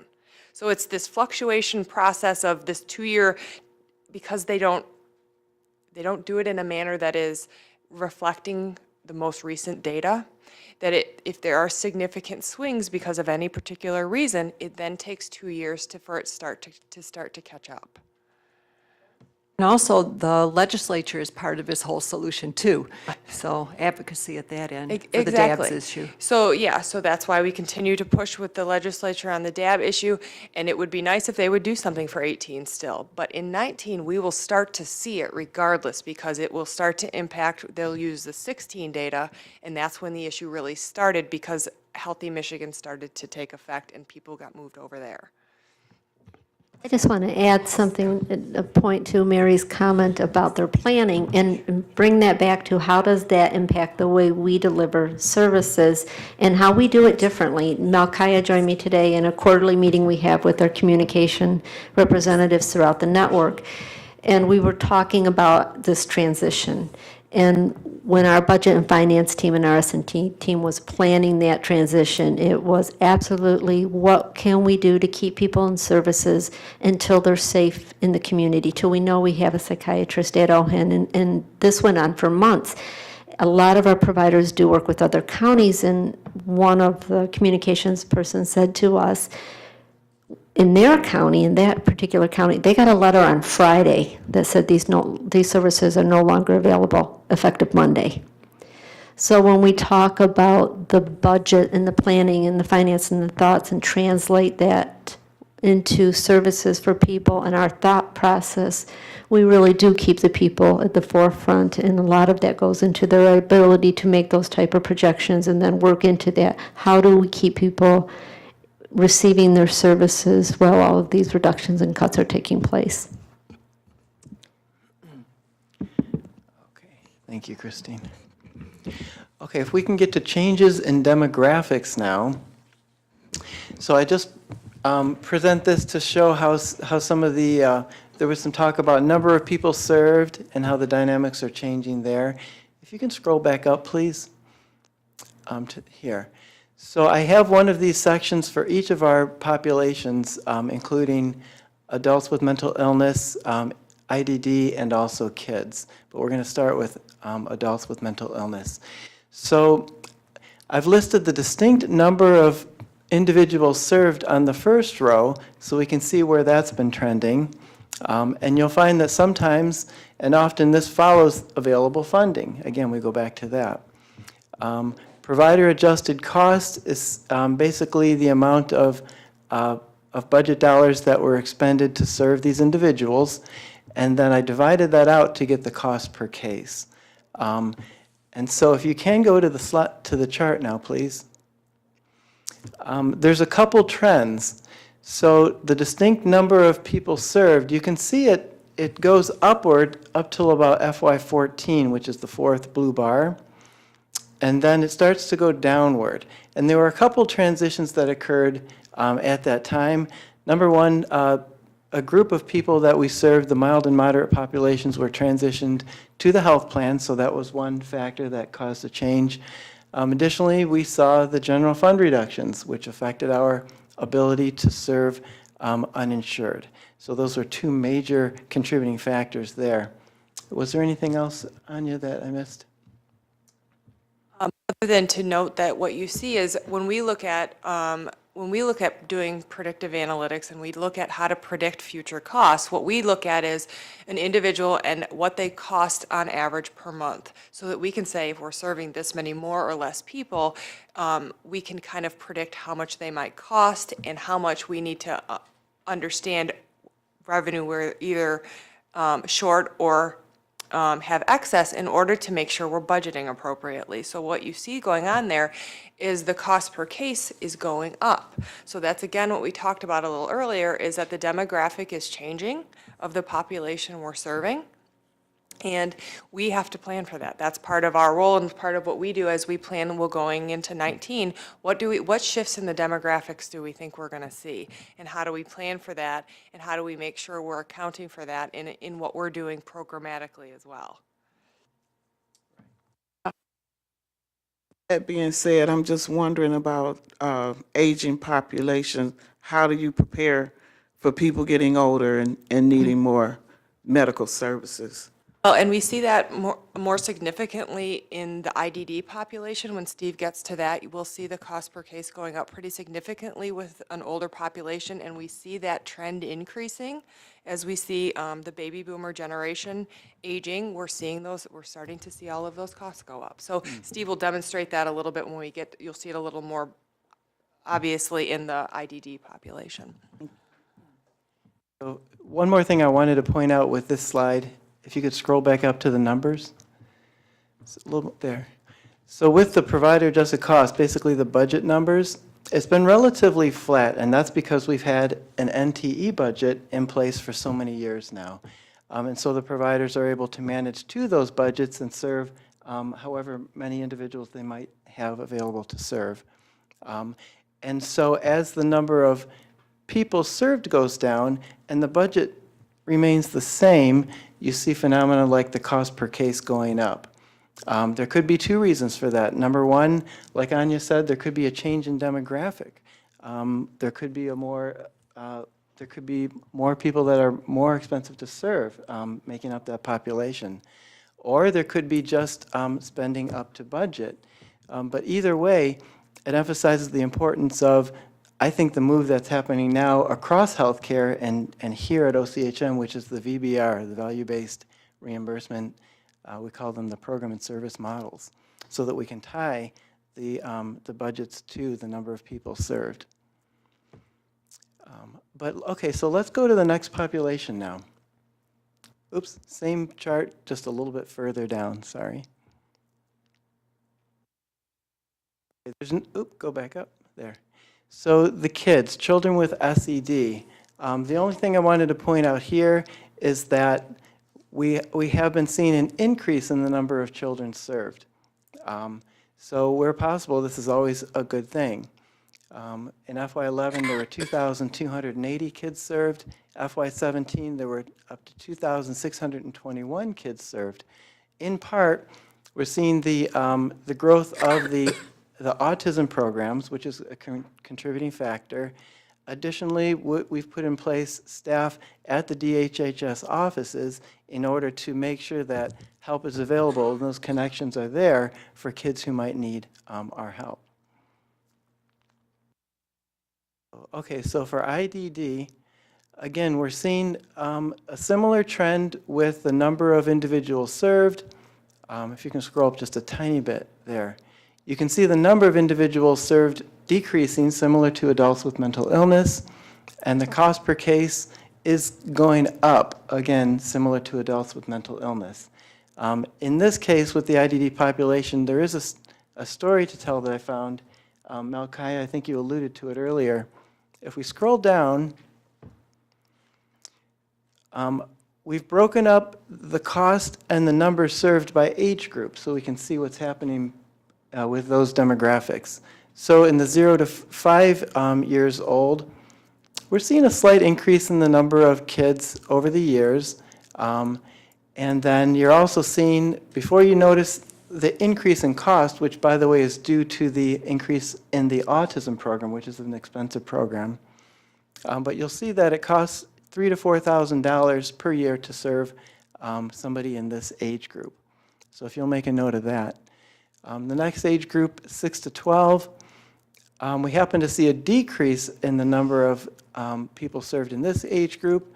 And again, if you'll notice, the cost to serve an individual in this group is around $7,000, $8,000. It increases as you go toward FY17, again, because of the ABA program. And that's strictly due to the mix of people in that group, not necessarily the services provided. Age group 13 to 17, we're seeing a decrease in the number of people served. And note that the cost per case is around $8,000, $9,000 per person per year. If we go to the 18-year-olds, again, a decrease in this age group. And again, the cost $6,000, $7,000 per person per year. 18 to 24-year-olds, a decrease again, and around $14,000, $15,000 per person per year for service. And here's where you start to see the increase. So for the 25 to 44-year-olds, if you'll notice, we went from serving 2,529 in FY11 up to 2,817 in FY17. I think that's an 11% increase. But note that the cost per case is between $40,000 and around $40,000 per person per year. So we're seeing growth here in the age group that is a little bit more costly to serve. And you can look at the graph if you want, but it says exactly the same thing I just said. If you go down to the 65 years and older group, again, going from 200 people served in FY11 to 278 persons served last year. Again, the number in this group is growing. That's a 39% increase in the number served. And if you can go back up just a tiny, you'll see that the cost is approximately $50,000, $55,000 per person per year to serve this. So these are the kind of things that we think about as we try to plan and try to manage to the available Medicaid and general fund dollars that we have.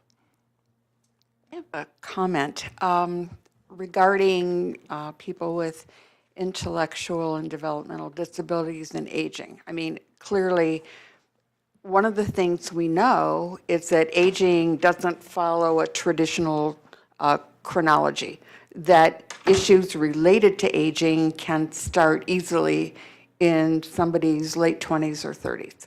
That can happen. So factoring that in is kind of nebulous. I can see where that would happen, but it's a reality that we have to confront. Also, as people get older, a lot of people we serve have lived at home with their families. And as the individuals we serve age, so goes the parents, you know, the natural supports, that kind of environment. So you're not only looking at what increased maybe service and health issues are afoot, you're looking at a reduction in supports that were provided by the community that have saved over time a fair amount of money. Now, in my rebel days, it was always my notion that the state should have given every family a credit for if their son or daughter, their loved one lived at home, that you deserved like a certain amount of money that you could draw on, you know, like on a credit card, you know, like a balance, so that as time passed and you needed something different, you would kind of have a cushion, that kind of thing. But I do think that the challenge of chronologically earlier aging issues, aging-related issues, with the reduction in the ability for families to do what they always could do, is alarming to me, what that could look like in the long run and how difficult it really is to kind of plan. Added to that, oh my gosh, I have a soapbox going here. Added to that is the notion of the tumultuous situation with caregivers. Because as people get older, people who support them need to do more work, may not be able to work doubles in a residential setting or something like that. I really see this as being something of a powder keg. I think that planning has been thoughtful, and I think the numbers tell us that we already know the numbers go up. But I have a feeling that we might also see some of those numbers and needs for supports back into maybe around age 40, rather than just the, you know, people 50 or 55. So I mean, I appreciate the challenge that there would be in trying to confront all those factors and do something meaningful without kind of having to take away from other supports and services for people of another age. It is really, I mean, having watched it, having lived it, it is a dynamic that is, I think, not fully come to fruition, because a lot of families are facing that now amongst the people who are, I'd say, between 40 and maybe up to 50. I mean, that the family's worn out and the individual needs more support. So I think that how we do that and how we maybe do better at bringing the community into offering some new and innovative kind of opportunities, I worry for that. I worry for how that money's going to go. And I'm looking at the red and the blue getting smaller and the red getting bigger. And I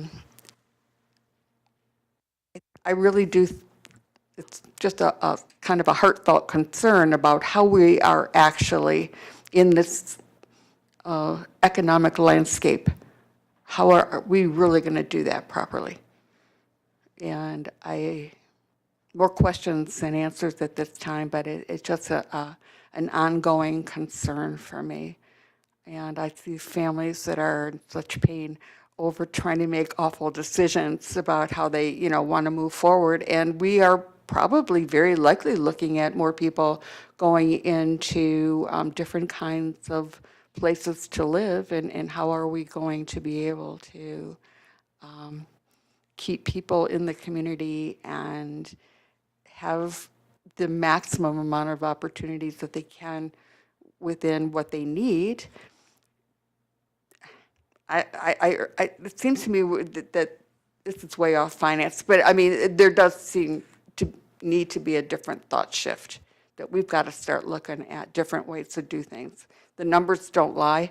They tell us the difficult reality that we have to confront, but at the same time, we've got to get more aggressive in how we can do things differently and still do the right thing for people and their families. And we have a lot of families that have, done stellar jobs for 45 years and just can't anymore. And the kids aren't old. I shouldn't call them kids, they get mad. But the people, their loved ones aren't necessarily old. So I think that if we just think that like 65 is the magic number, I think it's younger. I think it's earlier. End of speech. Sorry. Sid. Back to the blue and red that showed the revenue and expenses by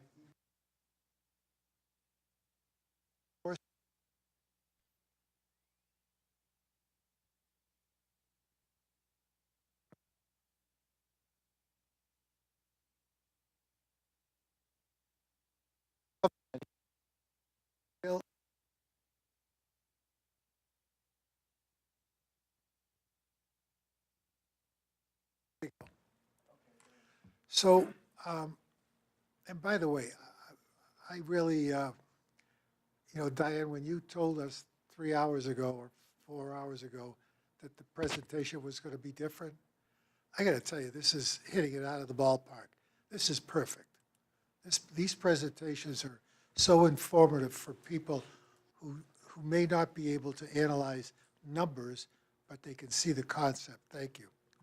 But getting back to this, so what do you do about funding when the revenues are going down and the expenses are going up?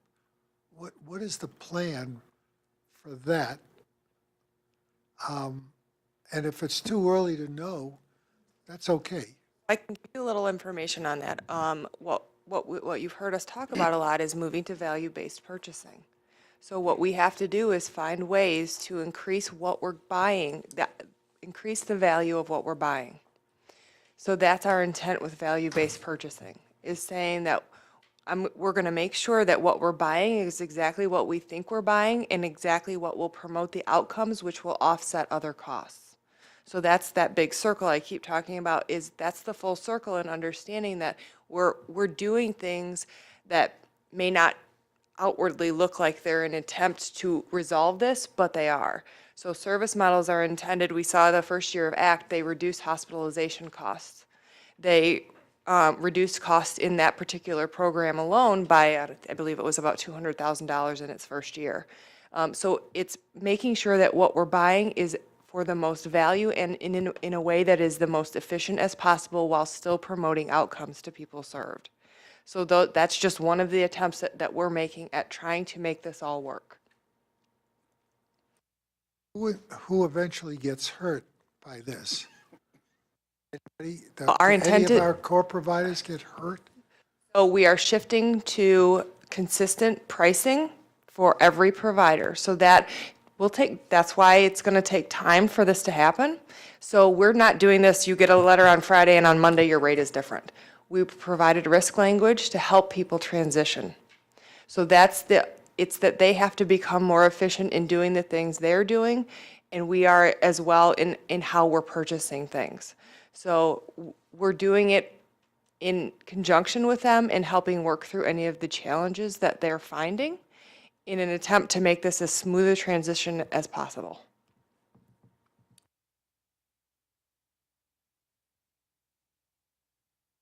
So just, Diana clarified, I want to just note on this one, when you see that significant $20 million drop, that's because the department took back the general fund because of Healthy Michigan. So while that one looks very drastic, that one partially was offset by Healthy Michigan. To many of our opinions, they took too much, and that's consistent across the entire state. But that's why we're working through, we had to shift some of those populations to the SUD network in order to make us live within that fund source. Those were some of the things we had to juggle in order to make that work. But you can see in fiscal year 17, we're able to do that. It just took us a few years to get there. So these shifts that we have to make to manage within our revenue streams, they take a little more time than, because we want to do it planfully and we want to make sure that we're impacting people served as little as possible.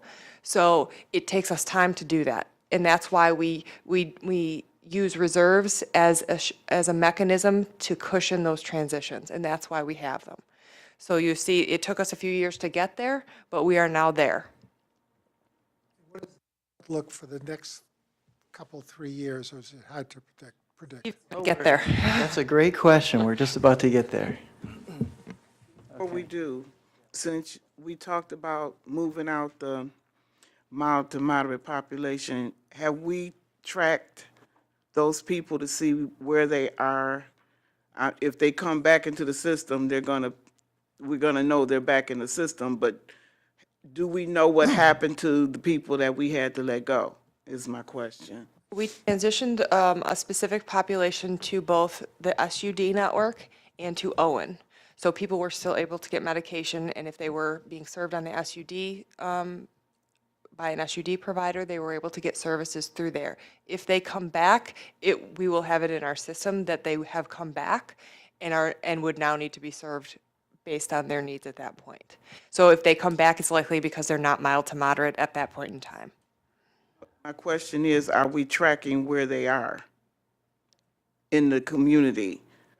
I don't believe we are tracking where those people, once they leave our services.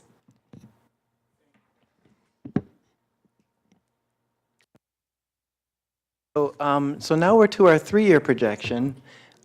If you can go back just for a second. So what we've done, if we started with our FY18, our current year budget, and currently we're at Budget Amendment 1, and we've added to that any changes that we know of or know might be in the works into the second and the third years, which would take us into FY19 and FY20. So you're going to see some changes in revenue, and again, this goes back to Dr. Taub's comment about advocating and building awareness about the changes that are required. And then also we're going to incorporate some changes in expenses that are related to service model adjustments and the direct care wages. Okay? Can you make it just a little bigger?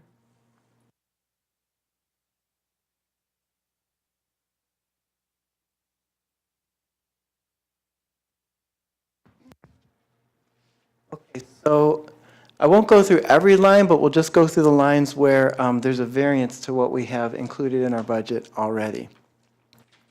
So the first green row is called a potential. So there's discussion around the department allocating an additional $55 million across the state for autism services. And so based on Oakland's relative share of the state dollars, that would be approximately $5.1 million for us. So there's a potential. The second potential that we've added is the state again is discussing allocating out another $15 million in SUD revenues, Medicaid revenues. Our portion would be approximately $1 million. Again, the DAB adjustments, that could be as much as $6.8 million next year if that gets corrected, and then $8.3 million because of the 2-year lag effect with the capitation and the actuaries that Anya was talking about earlier. So that's been incorporated there.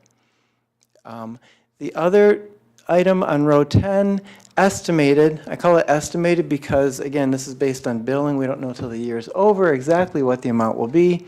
But rates were increased for children's waiver. So we bill the department for services that we provide for the children's waiver, and that went up by approximately $1.3 million. Just note that children's waiver rates, the fee screen, hadn't been increased in, I think, close to 10 years. So let's keep going, and then I'm sure we'll have questions in just a minute. On the expense side, we know that there's approximately a I'm sorry. Okay. So on the revenue side, again, we know that there's an estimated $2.5 million reduction over 5 years. So that's $1.5 million per year. And I've included that in the second year and then 2 years worth in the third year. So the $500,000 and $1 million. Okay, also on row 22, we have tenant income, which is not in our current year budget, but we are anticipating at around $894,000 next year and the year after. Expenses. If we were to replace the parking lot in 2 years, that would be approximately a $1.5 million expense, just a high-level estimate. And depreciated over 15 years, that would be $100,000 per year for 15 years. So row 31 would actually be in conjunction with a row a little bit further down. Okay. So row 31, delegated admin. So shifting from the provider network to OCHN. So we're estimating approximately a $3 to $4 million savings within the provider network, and the additional amounts that we would incur here at OCHN for those same administrative duties, I'm estimating at 75%, so $2.25 to $3 million. We're still in process, so we'll know exactly what those will turn out to be as we get a little bit closer. And then we also have, I'm going to actually, sorry? I just want to make sure you don't skip row 47. Thank you. So with the service model adjustments, we are anticipating approximately $1.5 to $2 million in savings there to potentially reinvest into other services. And then with that, I'd like to turn it over to Matt. He has some comments about the ICSP. Is Matt?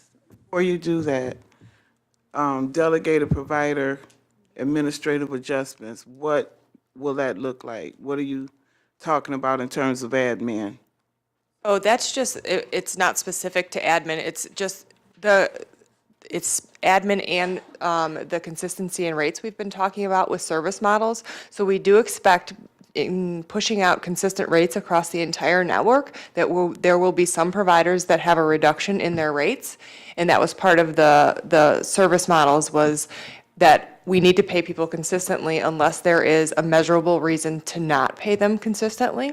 So that's part of the transition to service models, that in this fiscal year you see it, there is zero savings because we have that transition risk period. But the intent is that by fiscal year 19 that we should see some reduction in expenses at provider level in order for them to be working within the consistent rates.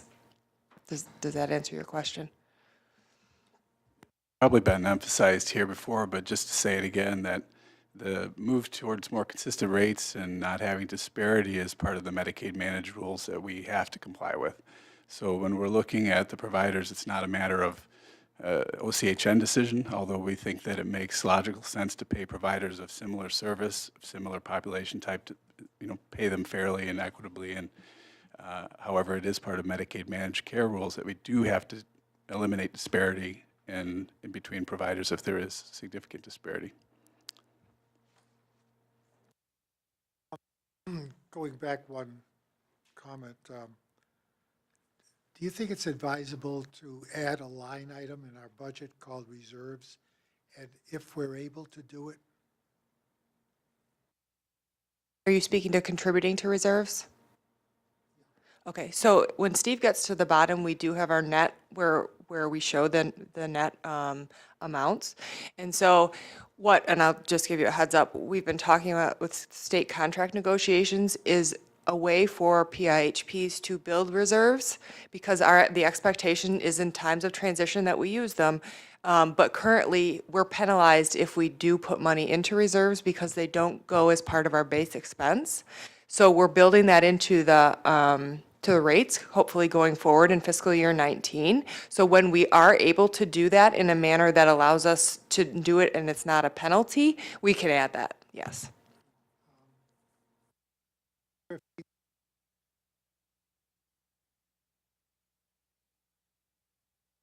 I believe each floor is between 25 and 30,000 square feet, so I believe it's in total about 60,000 square feet that we have to lease out.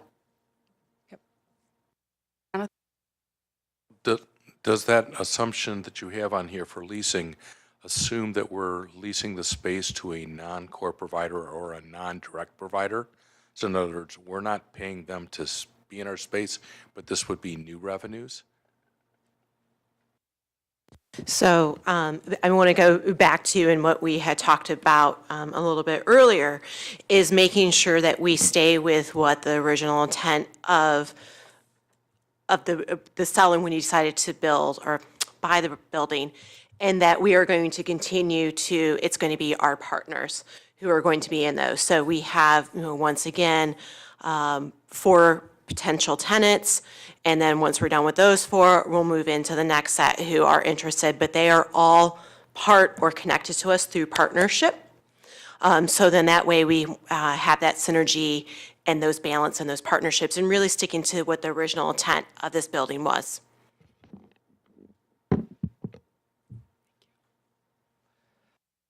Matt was talking about go ahead. We've heard this come up as we talked about challenges of creating the budget, and particularly in the projections, and Ms. Kucharik has made a good comment, we appreciate it, and as has many others here, about how it can be challenging, looking at the rules that we have to follow when we're making some of these decisions and how the dollars have to be spent, some of the restrictions behind that.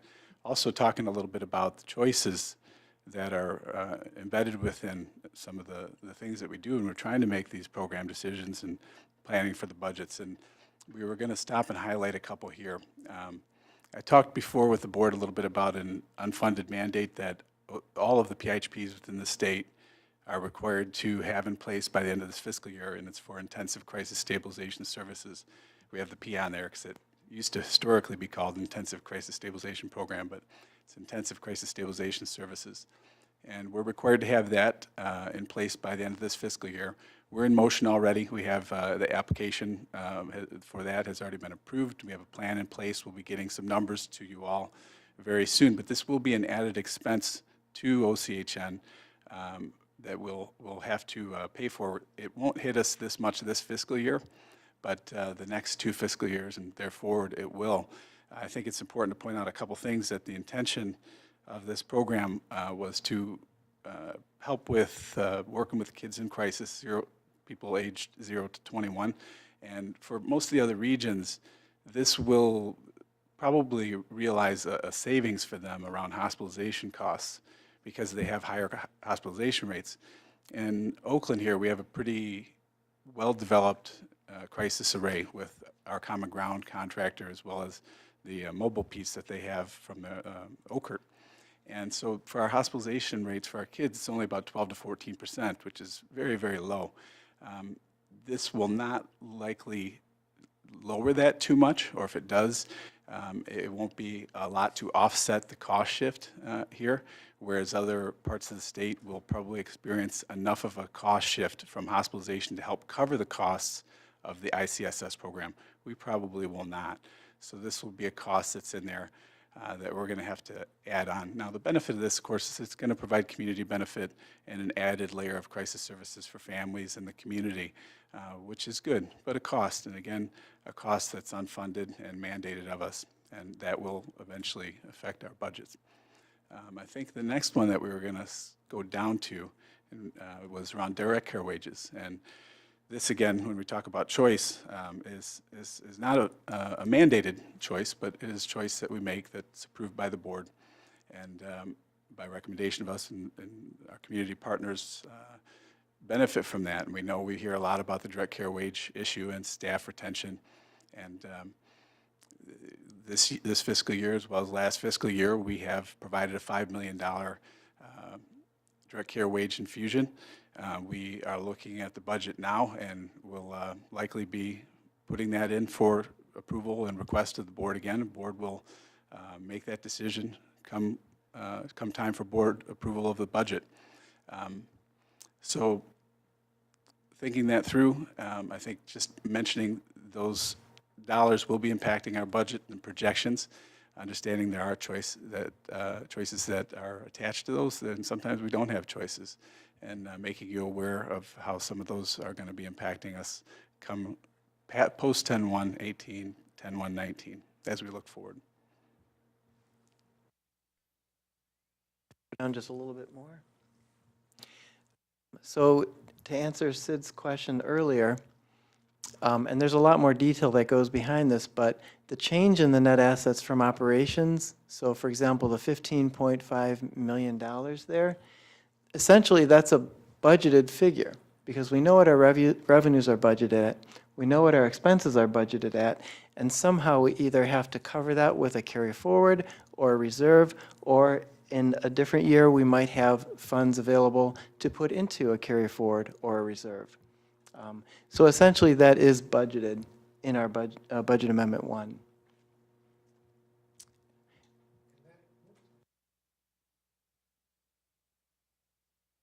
C column is for 2018. That's our current Budget Amendment 1. Yes. So to kind of transition into the last slide, I just want to mention that if you look at row 59 all by itself, it doesn't help in one sense because, like Diana said, like many of us have said, all fund sources are not equal. And in this presentation, they're all lumped together. Okay, so it's a good roadmap because it's very helpful. But we do have to dig a little deeper eventually to start managing this by fund source. So by Medicaid, by Healthy Michigan, General Fund, block grant, PA2, whatever the case may be. So that $15.5 million deficit there, some of that will be covered with Medicaid reserves.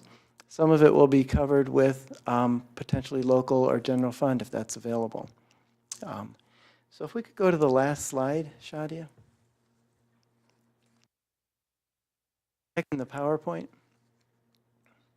Yeah. So again, not all fund sources created equal. And so just to reiterate, regulatory reporting, i.e. our cost settlements with the state at the end of the year, and internal planning require review of revenue and expense at a very detailed level. Yes. So first off, I want to say thank you to this team who spent a lot of time putting together this information. And I thank Sid for the comments as well. As you see, we did bring back information in a different way, and one of the things that I am looking for is the feedback of, is information presented this way visually and the content of it useful? If it is, then what that means is we can take, for example, the 3-year budget projection that Steve just worked through and update that, I would say, potentially quarterly, right? So then that way we're taking and looking as numbers start to come more in line or more information comes available to us, we can update that and of course bring it back if there's anything significant to talk about. So that is one piece of information that I would be looking forward to. The other thing is that what we didn't put together, and I think is really important as part of this story, is that you take that Excel document, or I'm sorry, the Google Sheets document that Steve just presented with the projections, and that what we really need to do is get that into a format that fits with the fund sources. Because back to from that, you look at it and you say, oh my gosh, look, we have this big bucket of money. This is great. But the reality is that it may not, that's not the full story. So that is one of the things that we want to do. And it's essentially what Steve had presented before, but we'll go back and we'll look to see, because we need to be looking at the data from both ways, because, back to, I know we keep saying it, it's so important of how we manage by the fund sources. I hope the other thing that you saw from this is, number one, that we are looking at all different types of data and information as we are making budget recommendations, and looking at how we're making decisions, and that we're also using those for budget priorities. So for example, one of those would be the direct care wages. And as an organization, we're saying that those are important enough and that we are continuing to keep those in the budget. So with that, we are more than happy to answer any questions. I know I make my grandson laugh when I do the happy dance, but I'm sitting here going, oh my gosh, this is so amazing. And the universe works in mysterious ways. Sid's comments, everything, the way this came together, and this presentation is dynamic and very helpful. I wanted to add also the Community Mental Health Association of Michigan. We're having a huge turnover in our legislature in the House and in the Senate. Huge. We need to educate those legislators, because they're the ones that are making the decisions of how the funds are coming to us. And they don't understand this system, and they don't value the people that we serve, because they don't understand what's going on. So our association is working so hard to educate and then try to bring solutions forward to the legislature. And they're doing a fabulous job, as are you. So I'm doing a happy dance at this presentation. Might be doing a happy dance later too. We're not free and clear though yet.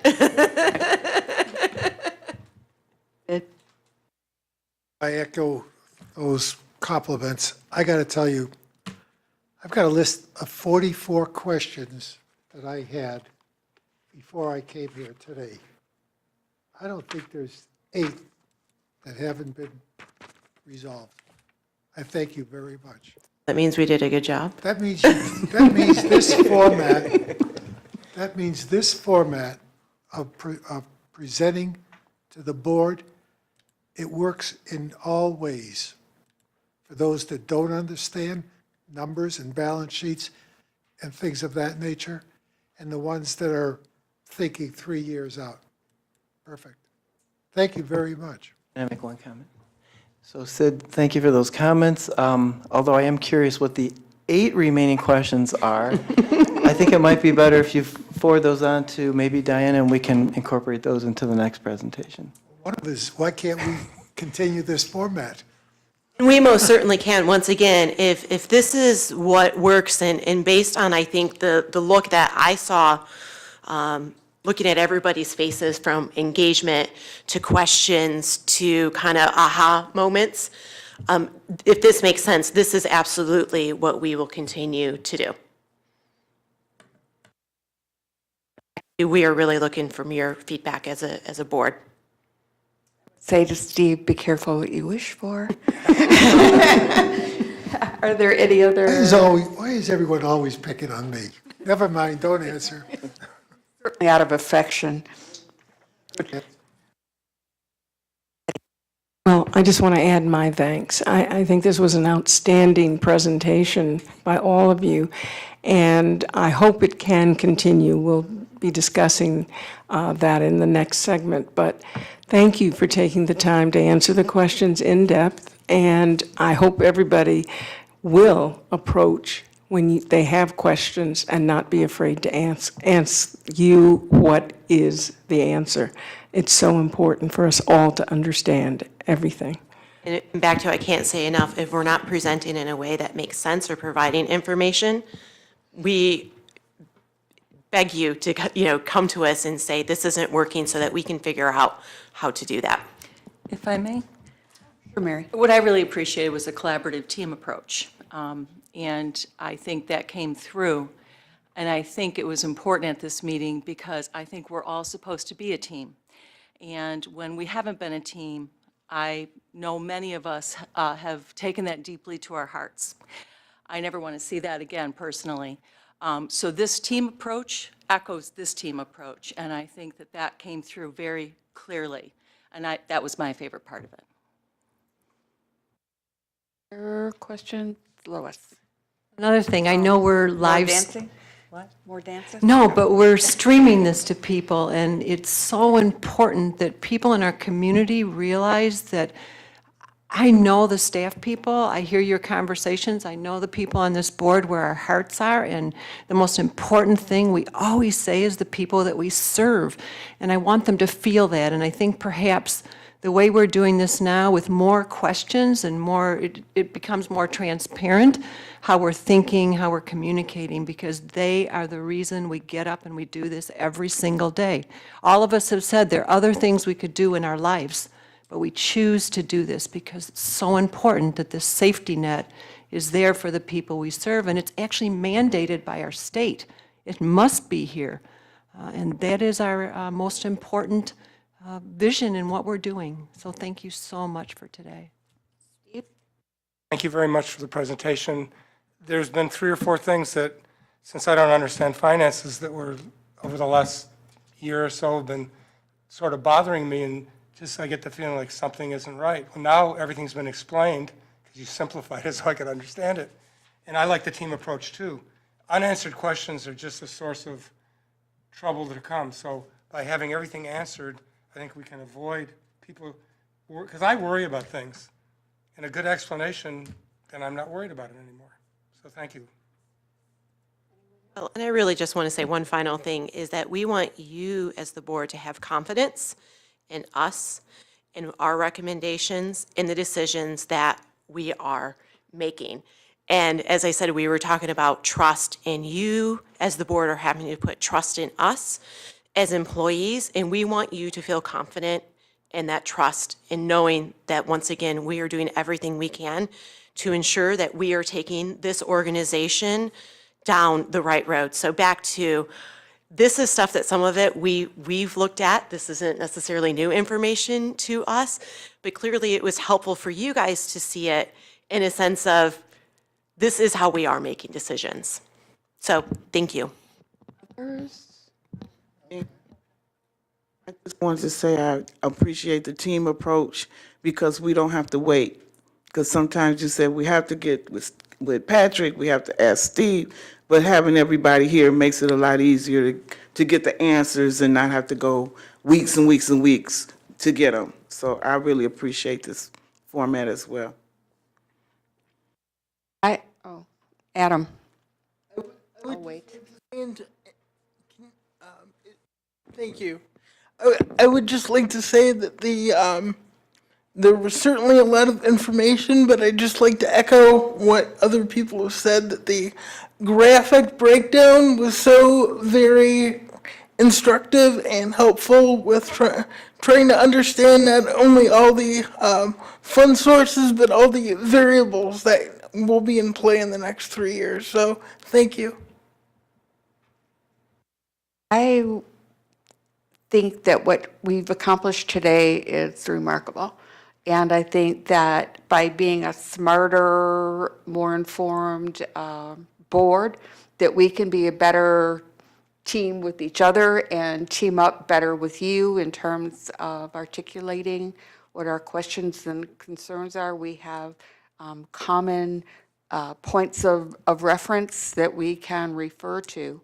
But I also think you need to look at how really well you presented the evolution of what you presented. A lot of times I think we feel like we get pieces. And today what was a carpet.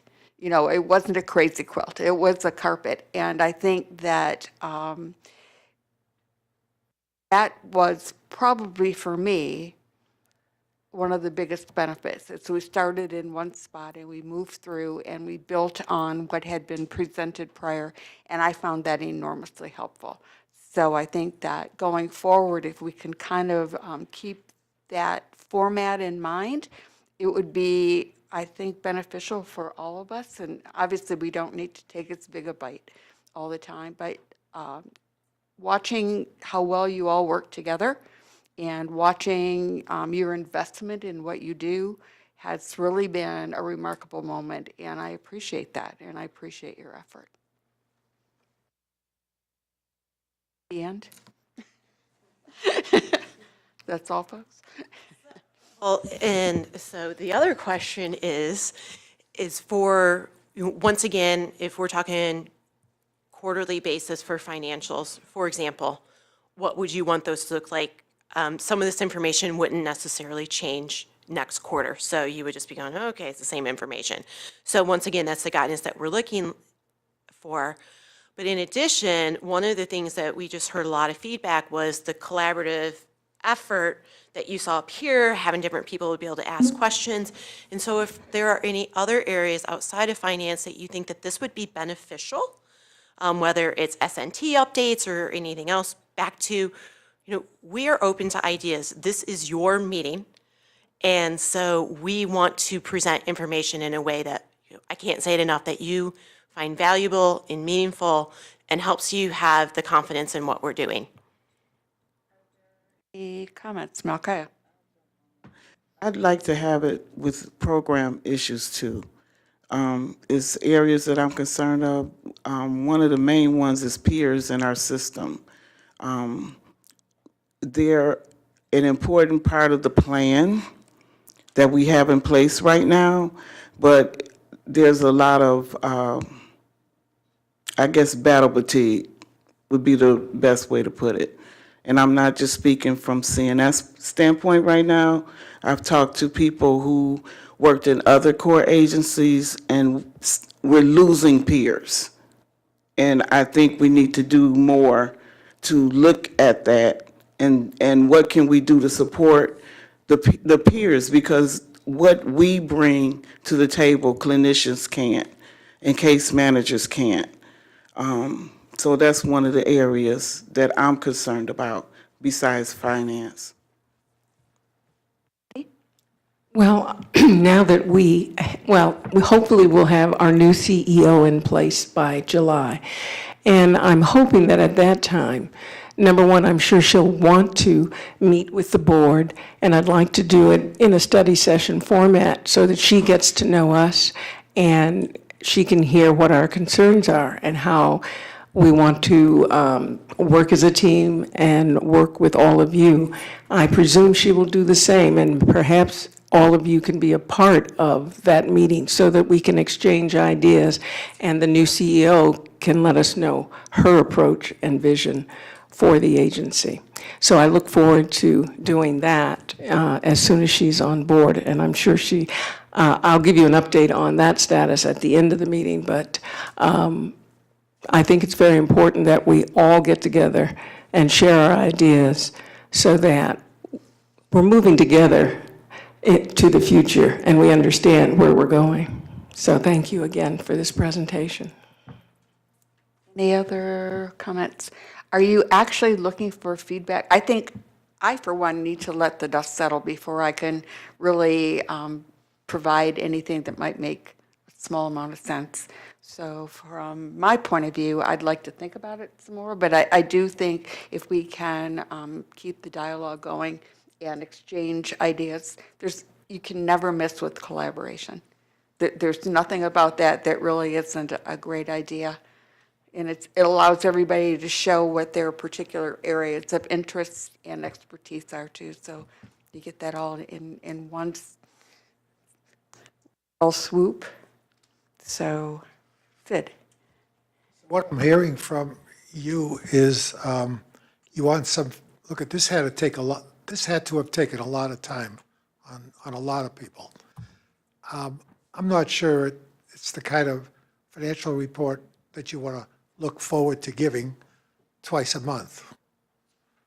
But what I hear you saying is you'd like some feedback as to what we're looking for and what the frequency is. Am I right? That is correct.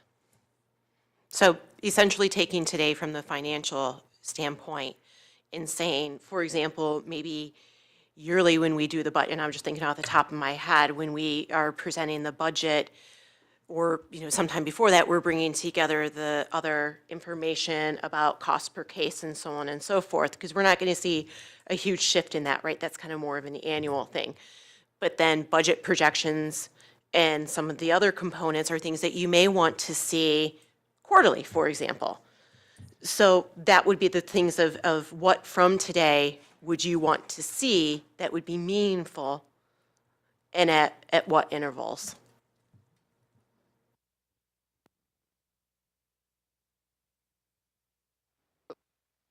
If there are no other comments, we hope we have been somewhat helpful. Again, thank you. I think you deserve some applause, don't you, Board? Okay, the next item on our agenda is from Dr. Arrington, the discussion regarding Finance Committee meetings. Well, obviously, I've heard from certain board members that they'd like to go back to the old system. And we've discussed this. This decision was made quite some time ago by the board to have a committee of the whole.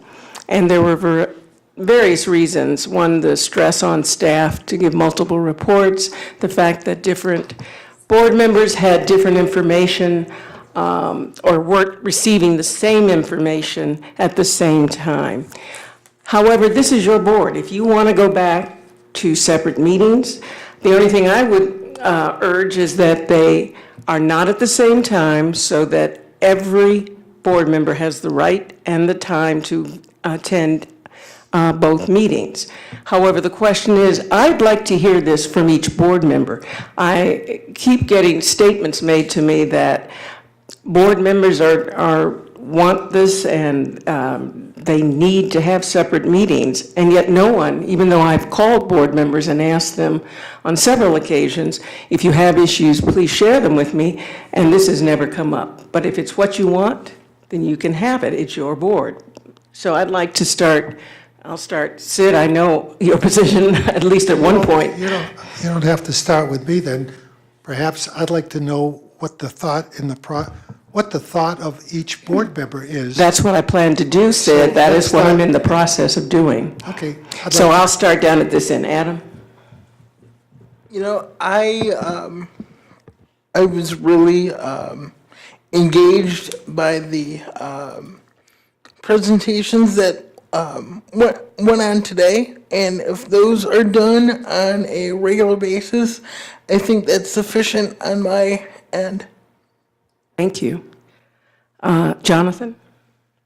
I think sometimes we do need to have the separate finance meeting to drill into specific topics that maybe would cause some folks' eyes to glaze over. So I would be a fan of in-depth financials on occasion. Eleanor?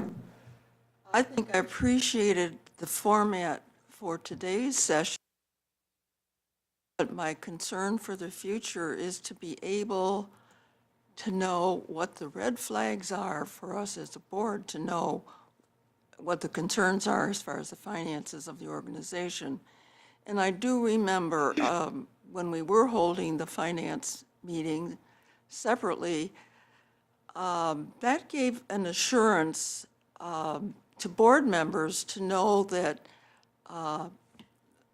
a specific group, even though it's open to the whole board, but at the time it was a committee that was able to go and have in-depth conversations in relationship to issues.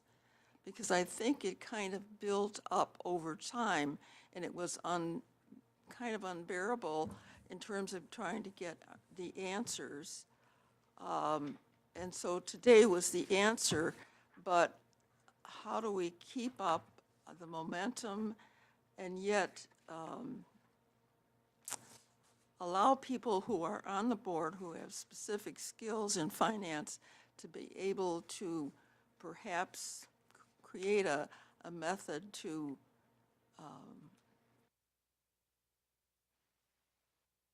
Mary? Thank you for asking, and I don't want to say this flippantly, but this is literally the third time we've had the same discussion in 14 months. I don't know why we keep having the same discussion. However, my opinion is I want to be aware and privy to all information, both of policy and finances. I think it's unfair to ask staff to have even more hours of presentation time than we're already doing. So once again, I would like to see the committee of the whole remain as it has been with both areas addressed. Okay, thank you, Judy, and I'll give my opinion last.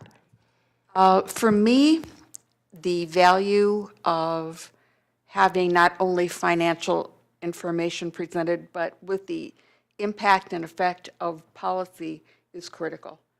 They are not silos. They interact with each other in the most personal and important way for the people we serve. And that's where I stand on that. I have heard people who want to have the separate committee. I would challenge anybody to try and provide a report back to me today as to what we heard, where I would feel like I actually had the whole picture. So for me, I think if we could perhaps look at creating a template for financial reporting, financial information that we could incorporate into our committee of the whole agendas, I think that that would be what would work best for me.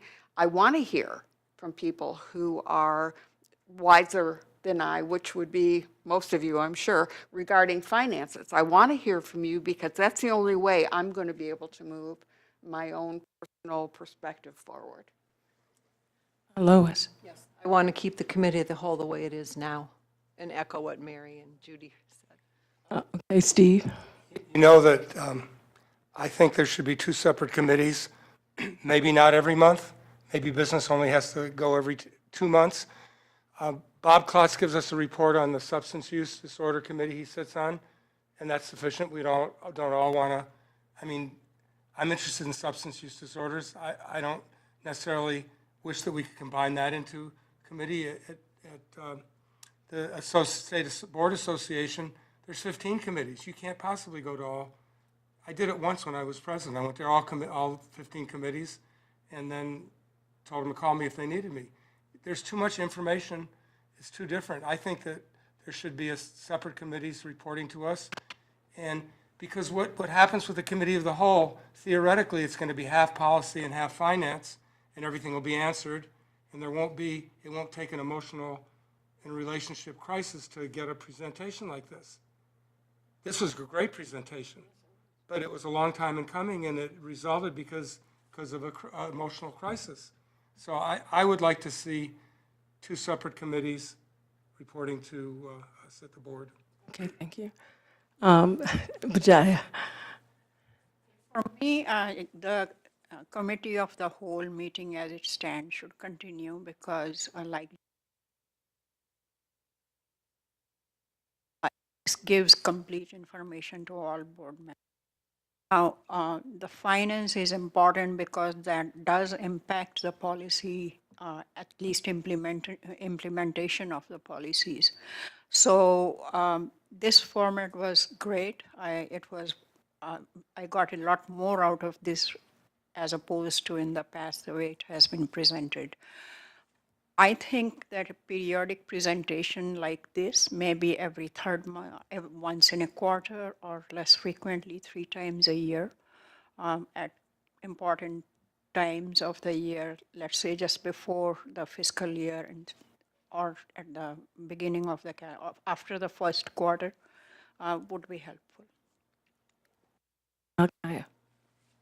First, I want to say, I want to keep the committee of the whole for all the reasons that have already been stated. With that being said, I don't think we're utilizing the vehicles that we have at our disposal as well as we could. We have a study session on the calendar every month, and I don't see why we can't use those meetings. I know Betty has said more than once, if there's topics that you want to discuss, bring them forward so we can have a study session. So I would like to see study sessions set aside for the next however many just to deal with finance. And it starts at 5, so Jonathan can make it.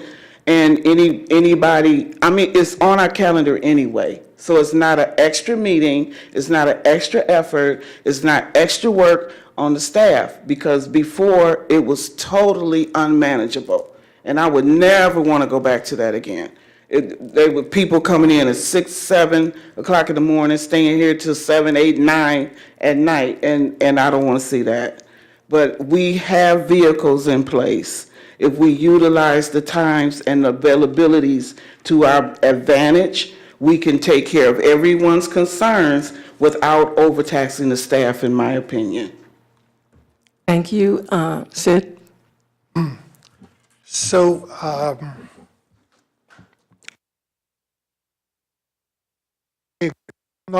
not interested in overstaffing the staff with more work. This was a good meeting. We learned a lot. And if we had that type of meeting periodically, and that would be great. If we had a finance committee meeting occasionally combined with this, that would be fantastic. I'm interested to know what all of the ramifications are, and I'm sure I'll hear them, as opposed to having a finance committee meeting. I now can think of different types of questions that I would bring forth if we had a finance committee meeting, and make a presentation of all the information that was gathered during that finance committee meeting to the board, just like other committees. And the real question I have is, the title of chairman of the finance committee, what is the finance committee's role? I'd like to hear that. And questions that I could see developing from the entire finance committee, more of guidance, recommendations, not involve a lot of time of the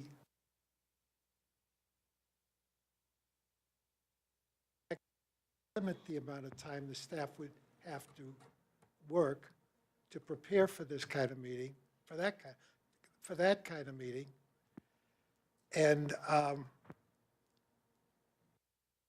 like we used to have. Very informative presentation for all of us.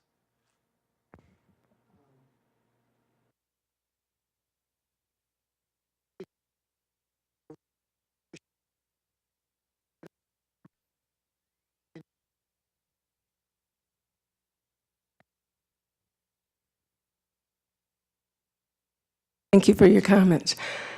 From my perspective and experience on the board, the committee of the whole, excuse me, I have a cold, has been very successful, and today was even more successful with the collaboration among the staff to present and answer the questions of the board.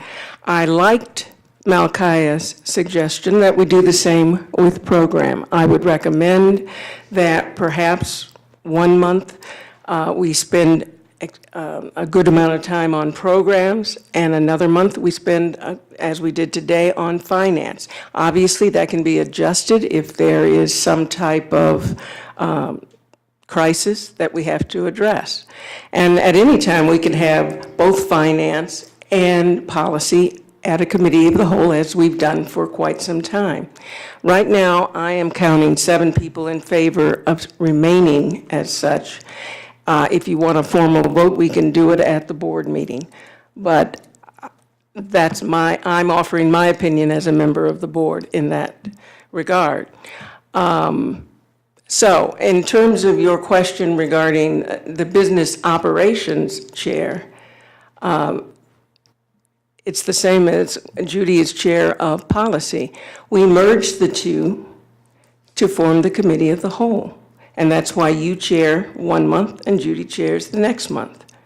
And we did it so that every person on this board would get the same information at the same time, because there were problems in the past with some people having one set of data and others not having it or having a different set of data.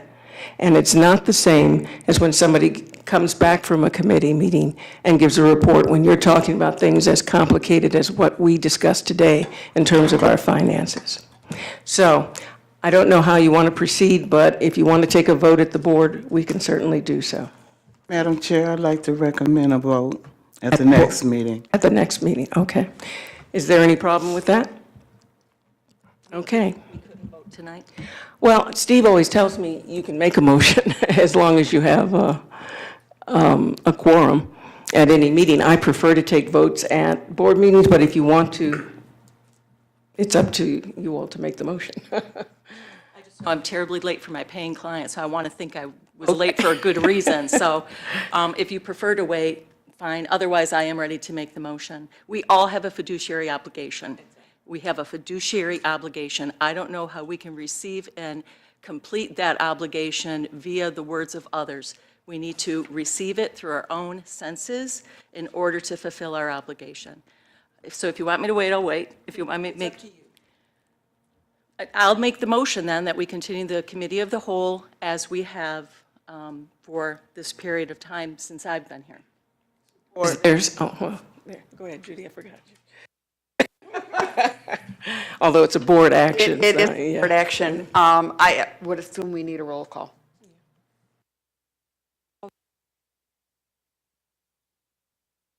Yes. Oh.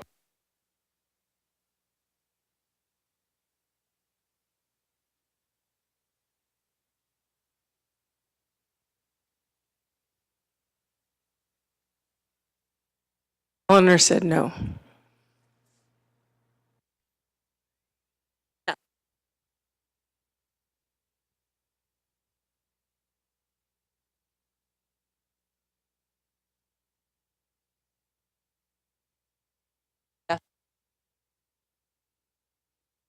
No.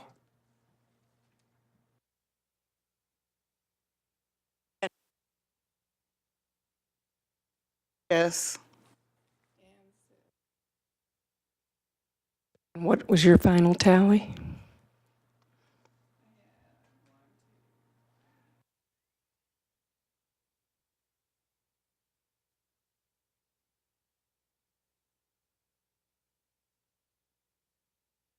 Seven, yes, I think. So the motion is carried. Thank you for staying, Mary. You can drive with clear conscience anyway. Jonathan. That's a good thing. Pam, do you want to recount? Okay.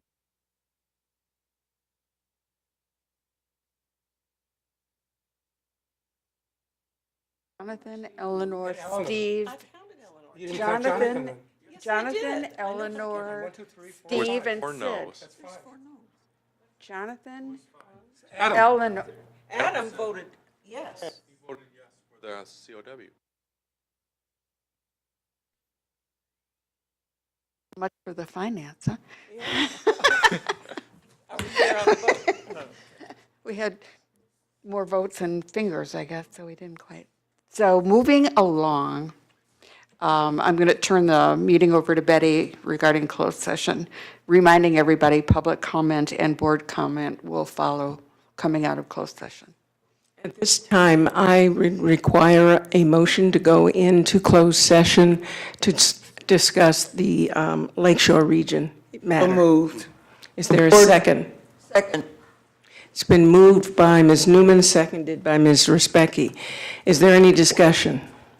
All in favor? A roll call. Yes.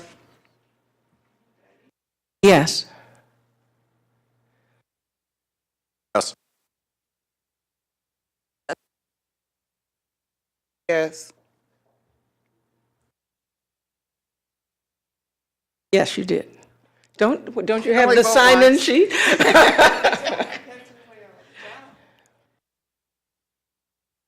Oh, yes again. closed session, yes.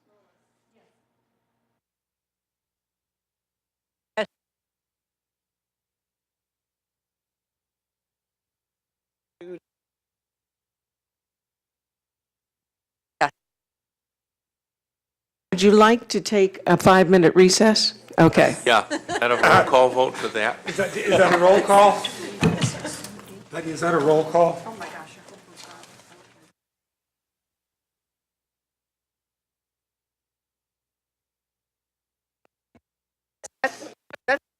Of order.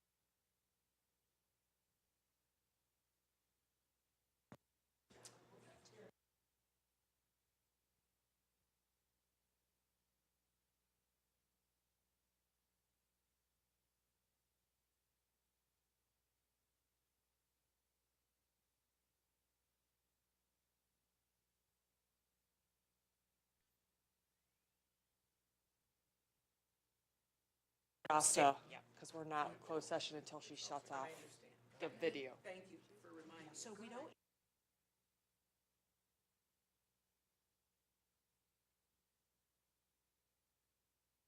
Yeah.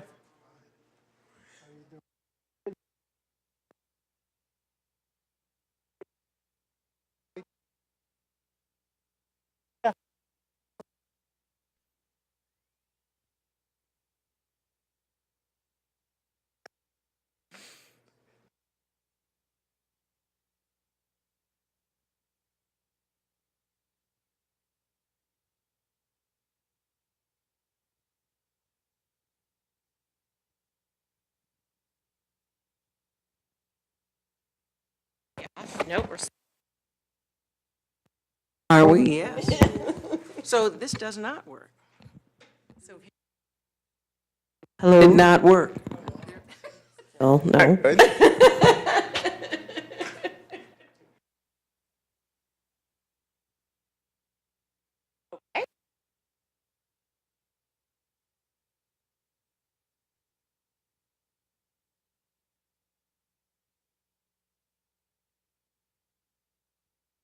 Actually, it's not. Yes, yes, thank you. Or I will write it down on my to-do list.